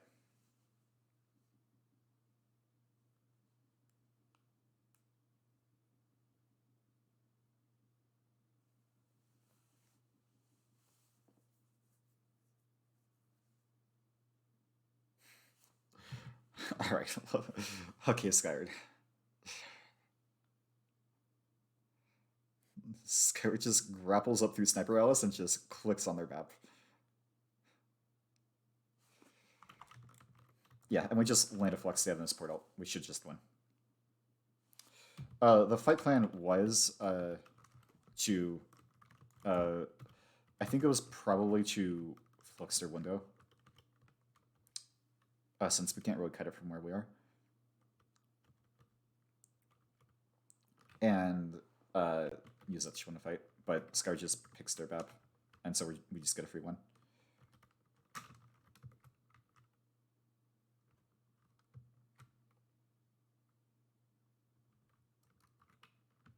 Once again, actually...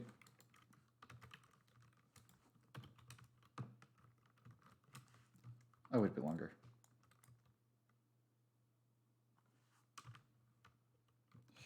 Half our team is on cart right now. This is one of the strongest chokes in the game. They have to do this massive cross in order to get to us. And we can spam out during the entirety of it. But only 2 people are actually taking advantage of this cross. Scar is playing too passively. He needs to be taken off angle. But either Skyward or Wyatt. But because we're playing, because we're all sitting on cart, they just get this cross for free, and their Sig is only half HP. Also, once again, I'm calling for Andy to be on cart, which at this point he definitely should. There's literally no reason not to. The only argument for Andy to not be on cart here is I'm scared of if Mason gets low, I'm scared of being able to lamp him in time. But Andy is a very good bat player. He should be able to lamp Mason in time, and if he doesn't, it's his fault. Get better.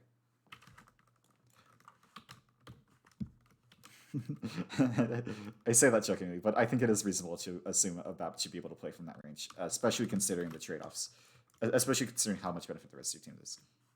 Like if we look at the ult charge, because I'm being forced to sit on card for so much, they're at flux and I am aided to shrink. Even if I was better at Sun, and even if I hit way more shots, I still would not have shrink and we would still lose this fight. We probably lose this fight regardless, but we could have forced a wall and more ults. And they did this cross completely for free. Further back, at this point, you don't want Andy on cart because he can actually heal the team from this angle. Who do you want on cart? I need to push up and I need to build chunk. I should have recognized this in the match.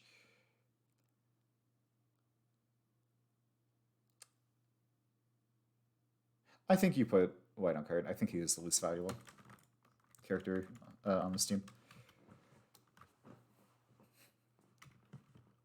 At least in this situation, in this poke situation.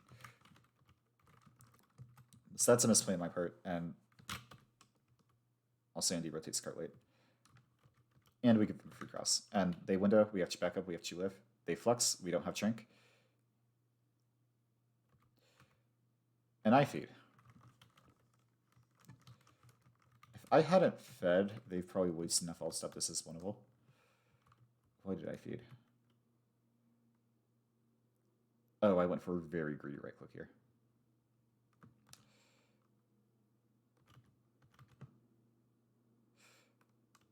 So my logic, I think my internal thought process was I can push up here. There's Sig is flexing in the middle of the area.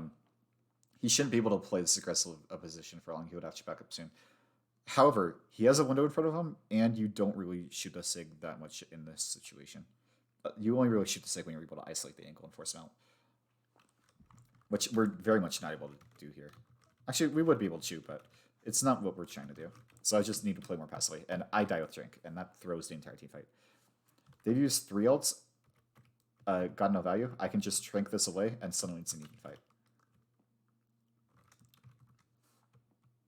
But we lose all the space, and we could just get overclocked.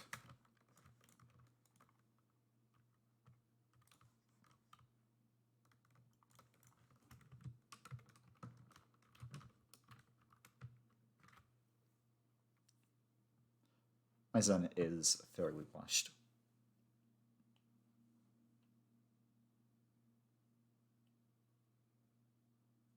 Specifically because on my previous team, we played Bap Kiriko on this map, and I was the Bap player in that comp. So I stopped practicing Zen for a little bit, and I already was just not playing that much Zen compared to Overwatch 1 beta.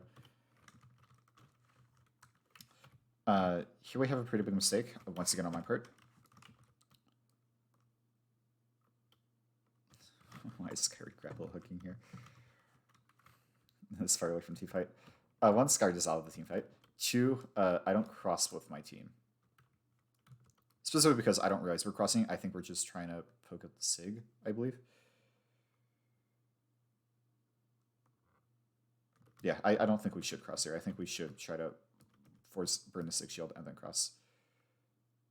Which we do, but in my opinion, we cross fairly. This should have been punished. When cross, I get split by DPS. But luckily I stay alive. Scarred and White just get 2 because they're better.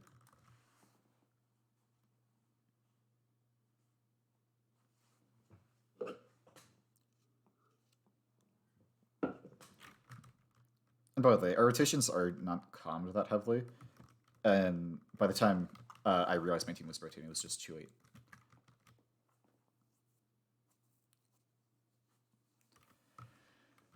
Mason gets picked, unlucky. Alright. So right now we have massive advantage. We could just push with window, win a fight.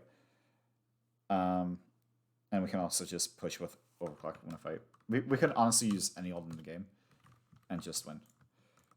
Right here we can just wait out sites. They completely wasted it. Just push cart. It's way too early. They're not able to do anything with the sites. Skyrim is ego peeking it because Skyrim is Skyrim. Like, there's no reason for us to match sites here.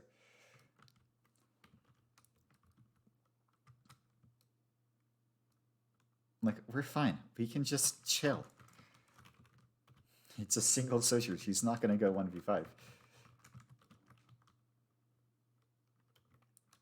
Or when coming here is just force cart and then use ults as needed. Ideally, specifically, Scar can use his ult whenever he wants to. I can shrink when we're low without lamp, and Andy will window. I think I called to flex their window if they used it, and Andy can window whenever he feels like it, and then Mike can overclock after window.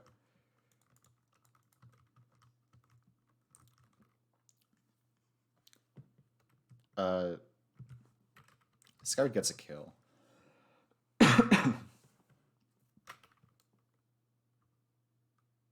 I mean, yeah, their Sig just peaks that half HP and gets beamed.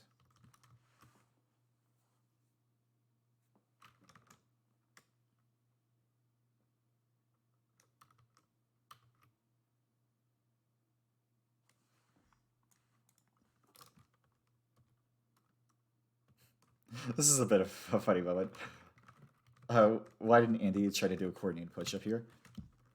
But White messes up his slide and Andy's just left there alone because White gets caught on the lip. And then Scar no fear grapples up to help him. Alright, this is another fight I feed. I think. Andy Snunker. So I don't chink here because Andy's a good player. I trust him on lamp in time.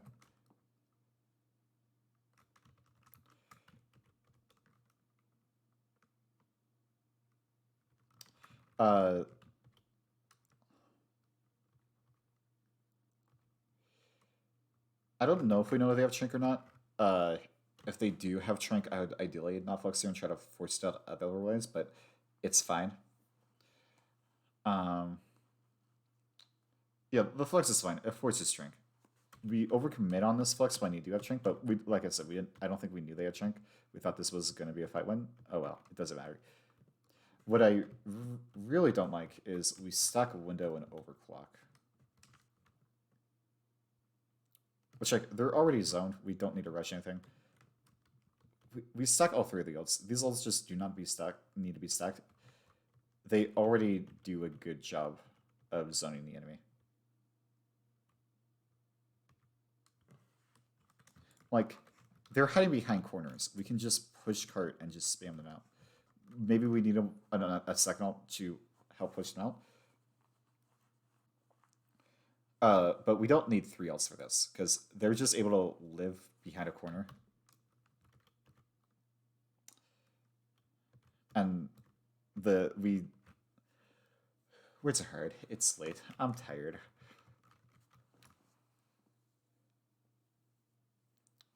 They're just, because we're stacking zoning ults, they're just able to hide and get zoned. And they're able to trank 3 ults at once, so our ults get no value.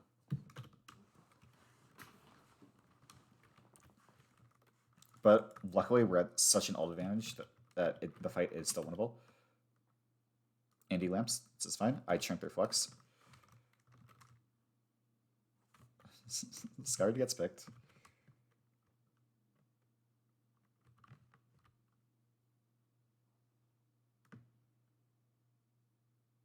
Oh, unlucky. He just gets ran out. He keeps peeking when he's half HP.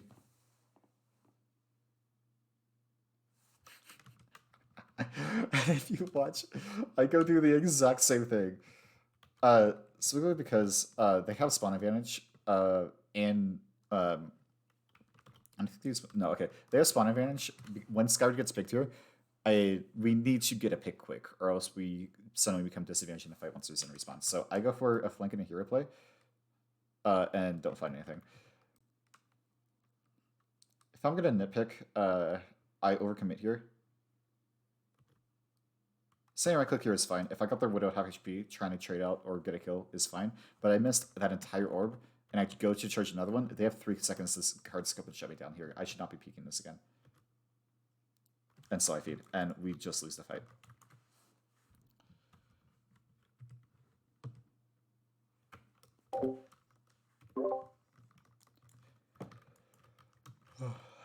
And so, here we just need to play so far a window and then push off that. If they overclock, we just kind of live. Andy calls to go play in the Slip room.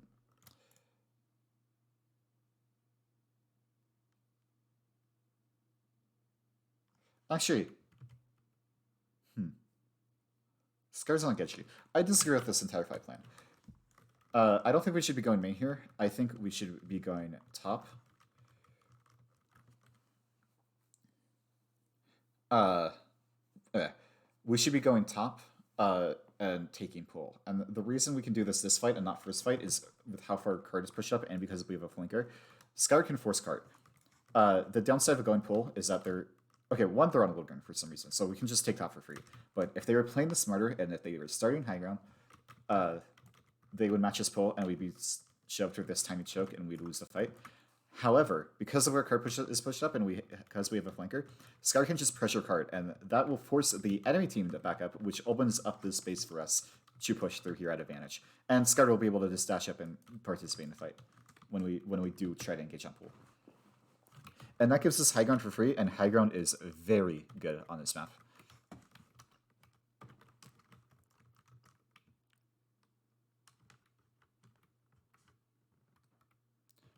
But I think playing main here is a mistake because it gives us so many angles, which is what forces us into this tiny room. And it calls for us to play in this tiny room. And being forced in here is very bad because we're in a tiny corridor, we can just get spammed out. And as a result, we do get spammed out. They're not properly set up for rotation, which is a mistake on their part. There's Sojourn. They should just be taking more angles on the second. We window here. We are playing very, very aggressively and have no cover. And he gets forced. We get flexed. Yeah, and because we take the fight from bad position, we just get beamed. And once again, they're over-ulting.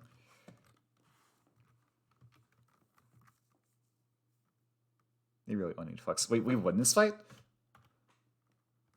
How do we win this fight? Okay. White gets lucky.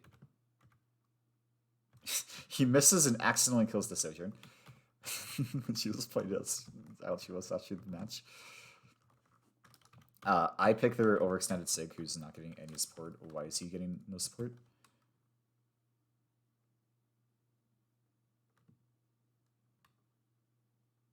Their Sig is just overextended.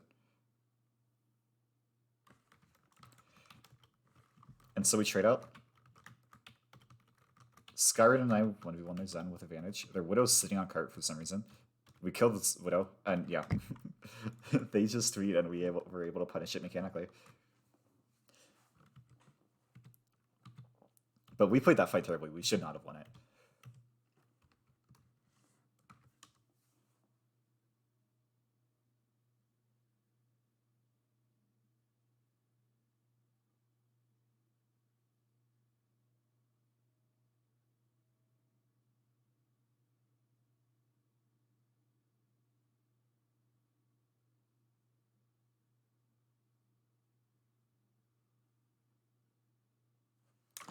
I don't know why I'm watching my POV. We called it hold close, which is interesting. Let's abuse the choke very well, very, very well, which is good. But if we mess up and we get forced out, which we will inevitably, it's just inevitable, then we don't really have a good way to stabilize because Mason just gets cut out.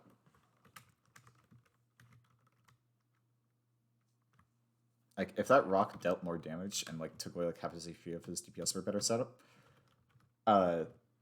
then we would have, Mason would have got picked and we would have lost this fight.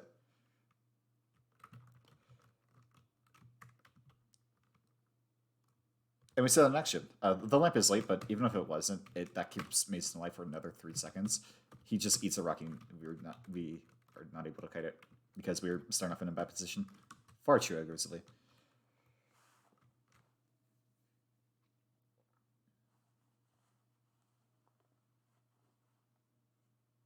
Now we've given up this entire corner.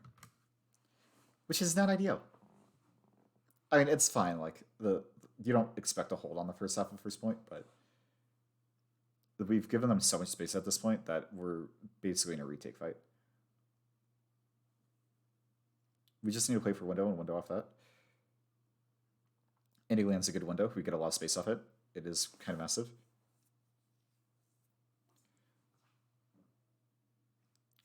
We're playing very, very stacked. Warder Scarred needs to take an off angle here.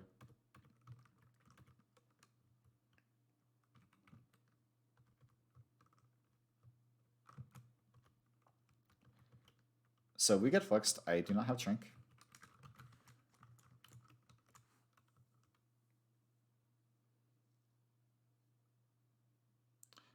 But luckily the flex is very early, and so we're just able to lamp and survive.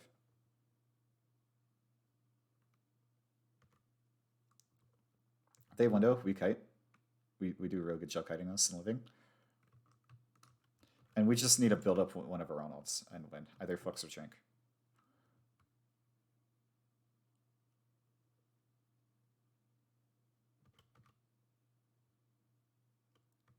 They Shrink.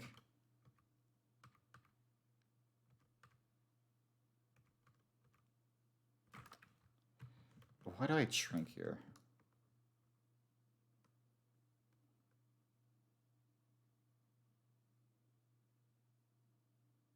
Oh, Mason split by shield. And I'm pretty sure my team was also calling for it. We do have lamp though. Oh, I'm just kind of lamp in Mason split by shield. I'm not bothered by that. That was a fine Shrink. We flex through Sig. We get a kill off it. It's good. Yeah, they didn't have lamps. Well timed flex.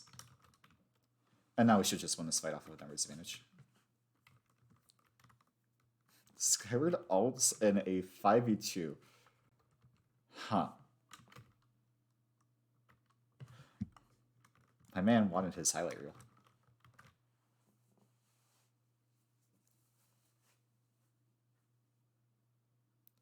Alright. So, they have overclock, they have sights. If they overclock, we can either window or match it. I think I'm not sure which is better, but I think overclock. I think we should just call it match overclock because he knows if we'll have window in time when they overclock, and then we can window second. You can't kite overclock because we don't have space to kite. They can just aggressively push, and overclock lasts long enough that they can keep pushing.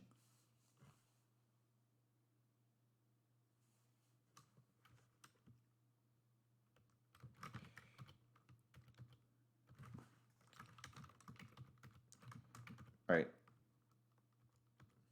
Mason overextends a bit, forces our window. We give up not so much forces our windows, we give up a lot of space.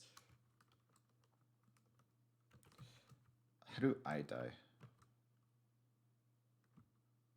Oh, I'm just caught out of position.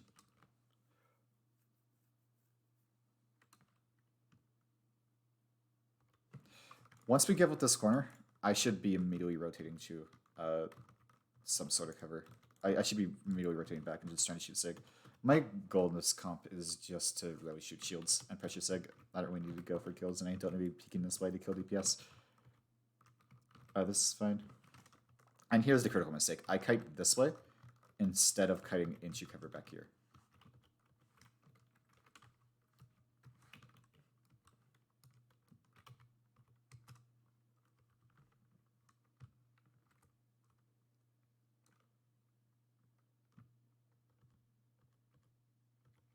And because of my bad pathing, I'm out of cover and out of position, and I get beamed. We also give them a lot of space for free. Like, once the overclock is fine. But because we're playing so far back so passively, they're just able to walk here so easily. Which is not good.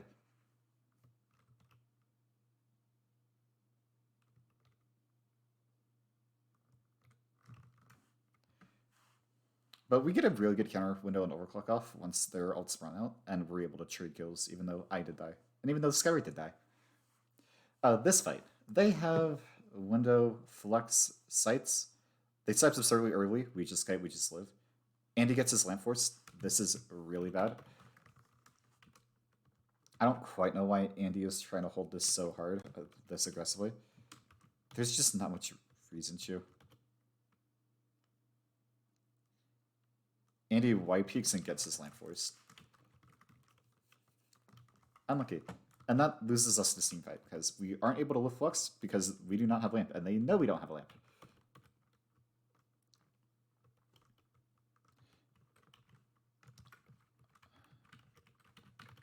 Let's bunch this.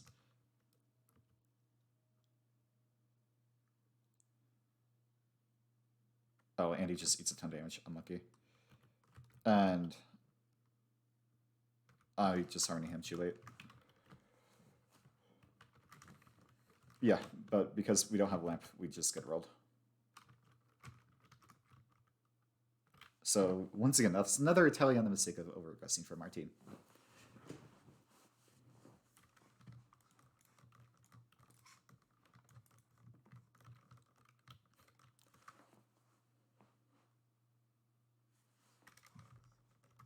Right?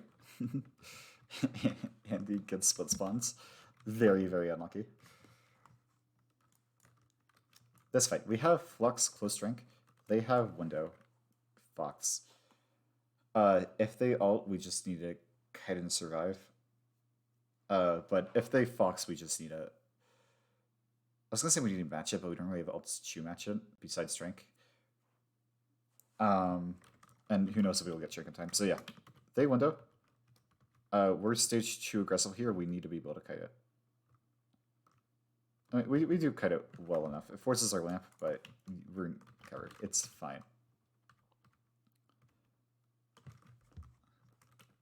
Skyward lands a pick on my Sejong. We get to watch the highlight reel. You're welcome, Skyward.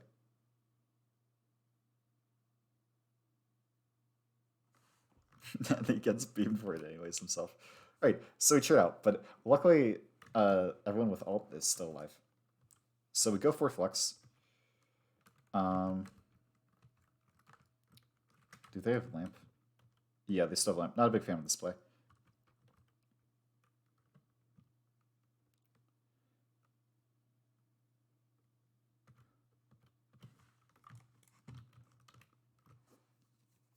We don't need to slow down.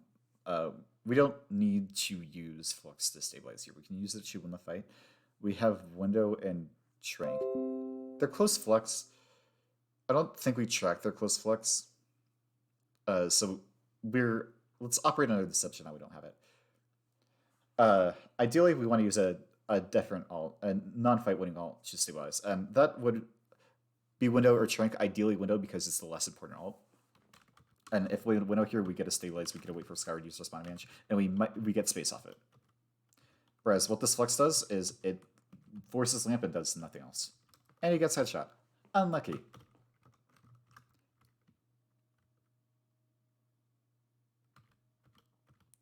My team is still calling that the fight is winnable. And so I Trank here.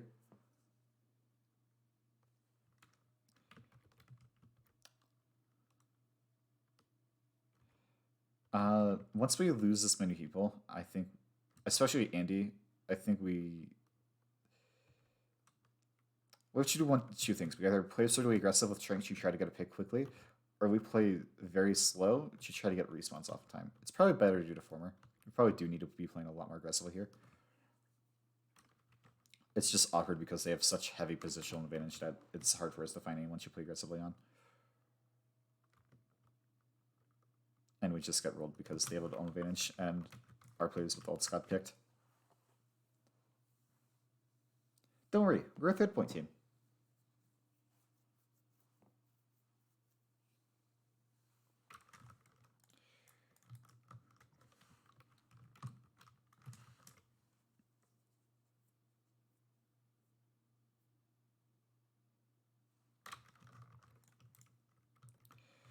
All right. What is the plan here?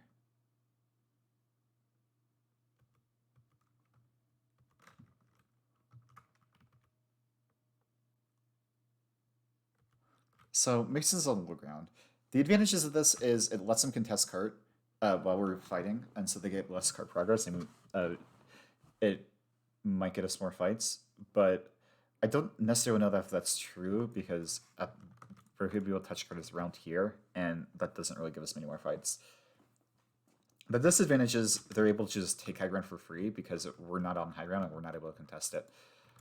And where this because they won last fight, we're not able to set up aggressively on this high ground, and so the only good spot for us to play is this high ground, unless we want to try to force pull. But I don't think this is very good because we have to push through the narrow choke of stairways in order to get showed, unless we do a fake play.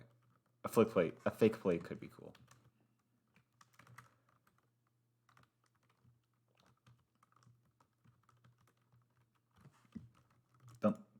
Don't think such a play would actually do anything though.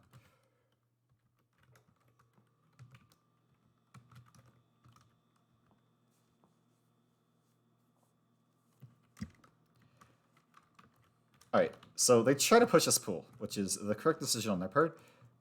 Luckily, White's just better and he just right-clicks them on rotation. Unlucky for them. They mess up the rotation, we push up, we punish this, get the stagger kills. And this is really, really bad for them. Because now that they've lots of fight, we're able to set up on this high ground and set up on this close choke, and this is an awful choke to push through. And just in order to get Alice, they have to hard peek our entire team playing 50 different angles. And in order to get in closer, they have to do massive crosses in order to rotate anywhere. And we're holding so early that if we lose this fight, we get 2 more fights anyways.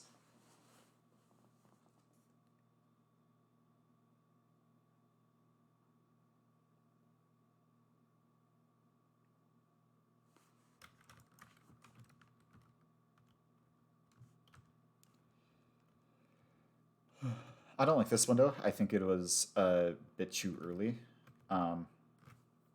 Ideally, they should have just recognized we were windowing and just cut it, and suddenly we wasted an ult. But they counter window, so it does end up getting value. I think with where we're positioned right here,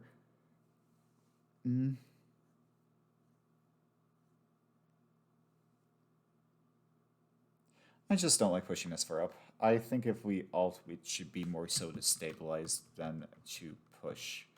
Because with how far up we're playing, there's not really a place where they can't just kite whatever ult that we use super easily.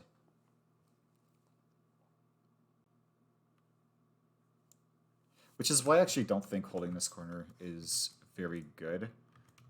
Because you give yourself a really abysmal kite path, and if you and you're not able to actually let them into let yourselves ult and take angles. It's like, the space doesn't matter. You're still able to spam them through the entire choke, and if they're taking the space, they still have to do massive cross through the entire open. You don't need to hold them on this corner.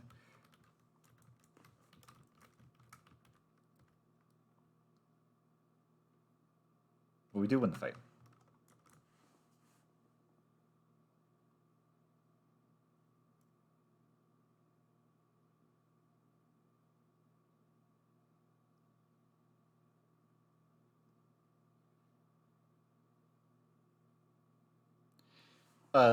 The reason we hold on that corner, even though I do disagree with it, is I don't know for sure, but I'm pretty sure we must have had at one point had a discussion, not an in-depth one. It was probably being like, "Hey guys, I don't think playing on choke is very good," and Andy disagreeing. I don't know if this is actually what happened. I have no recollection, but it does feel like I can't imagine myself never bringing this up in a scrim, and so I presume someone must have countercalled me, and I presume it must have been Andy, and I trust Andy's discretion in this hypothetical. That where if he says playing on choke is better, I do trust that playing on choke is better.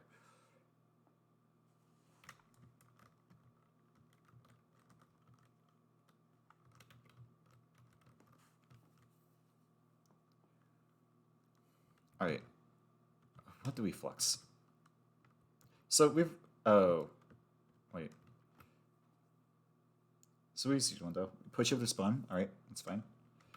Andy gets picked.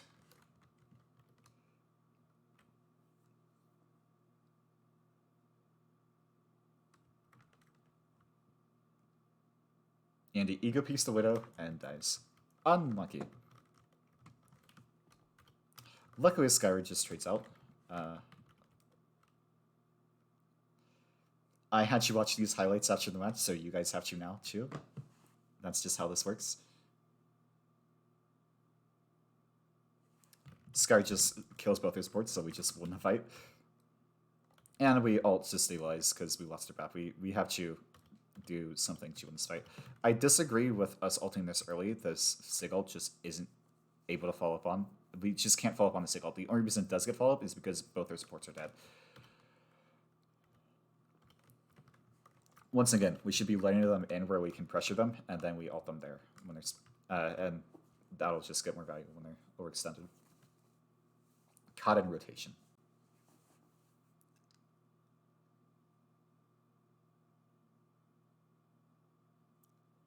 Andy's back, so we can still hold this choke.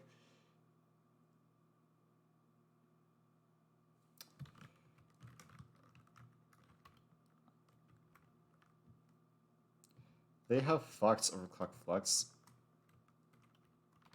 I just need to build Shrink, and we need to find picks, and I need to counter whatever route they use.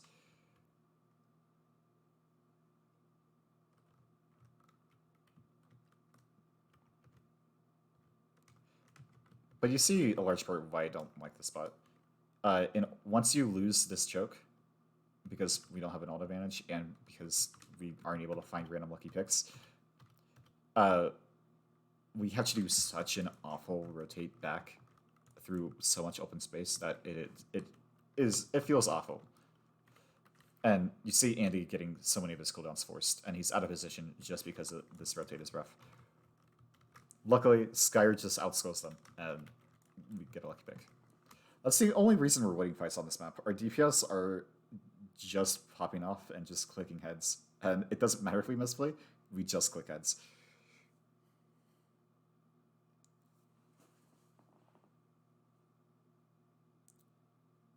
They're in Kitchener. So they do a really awful window. It's awfully placed, so we're just able to kite it for free. And so it gets no value. I troll this fight. I end up on low ground, and as a result, I can't participate fight. Why do I end up on the low ground?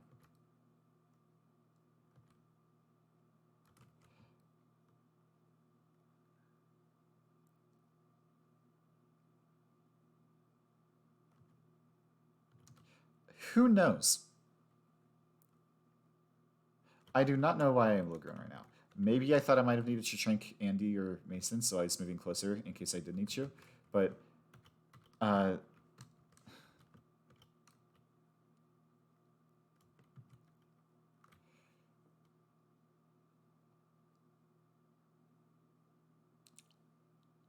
don't know. I don't agree with that reasoning. Like with Lance, I should be good enough at Sam that I can reactively shrink whatever damage Mason takes in time. From this distance?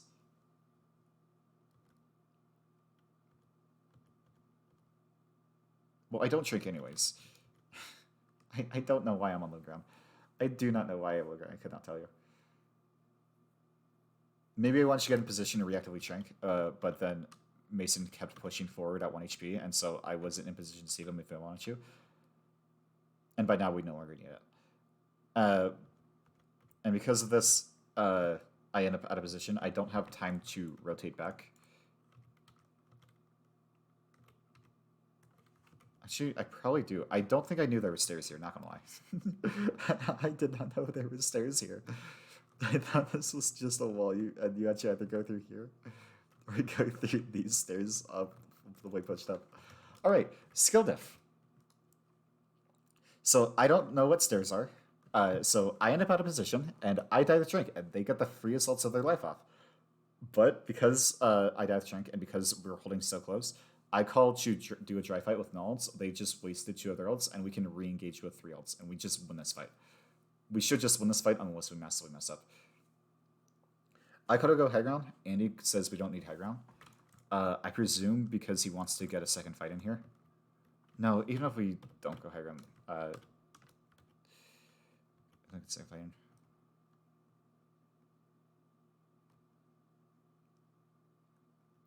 Does Andy just not think high ground is worth it?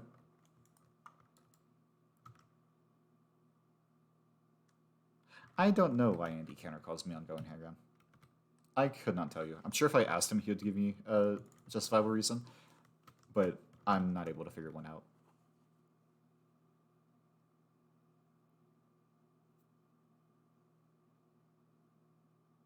But yeah, we just have the odd advantage. We just win this fight unless we massively mess up. And that was our match.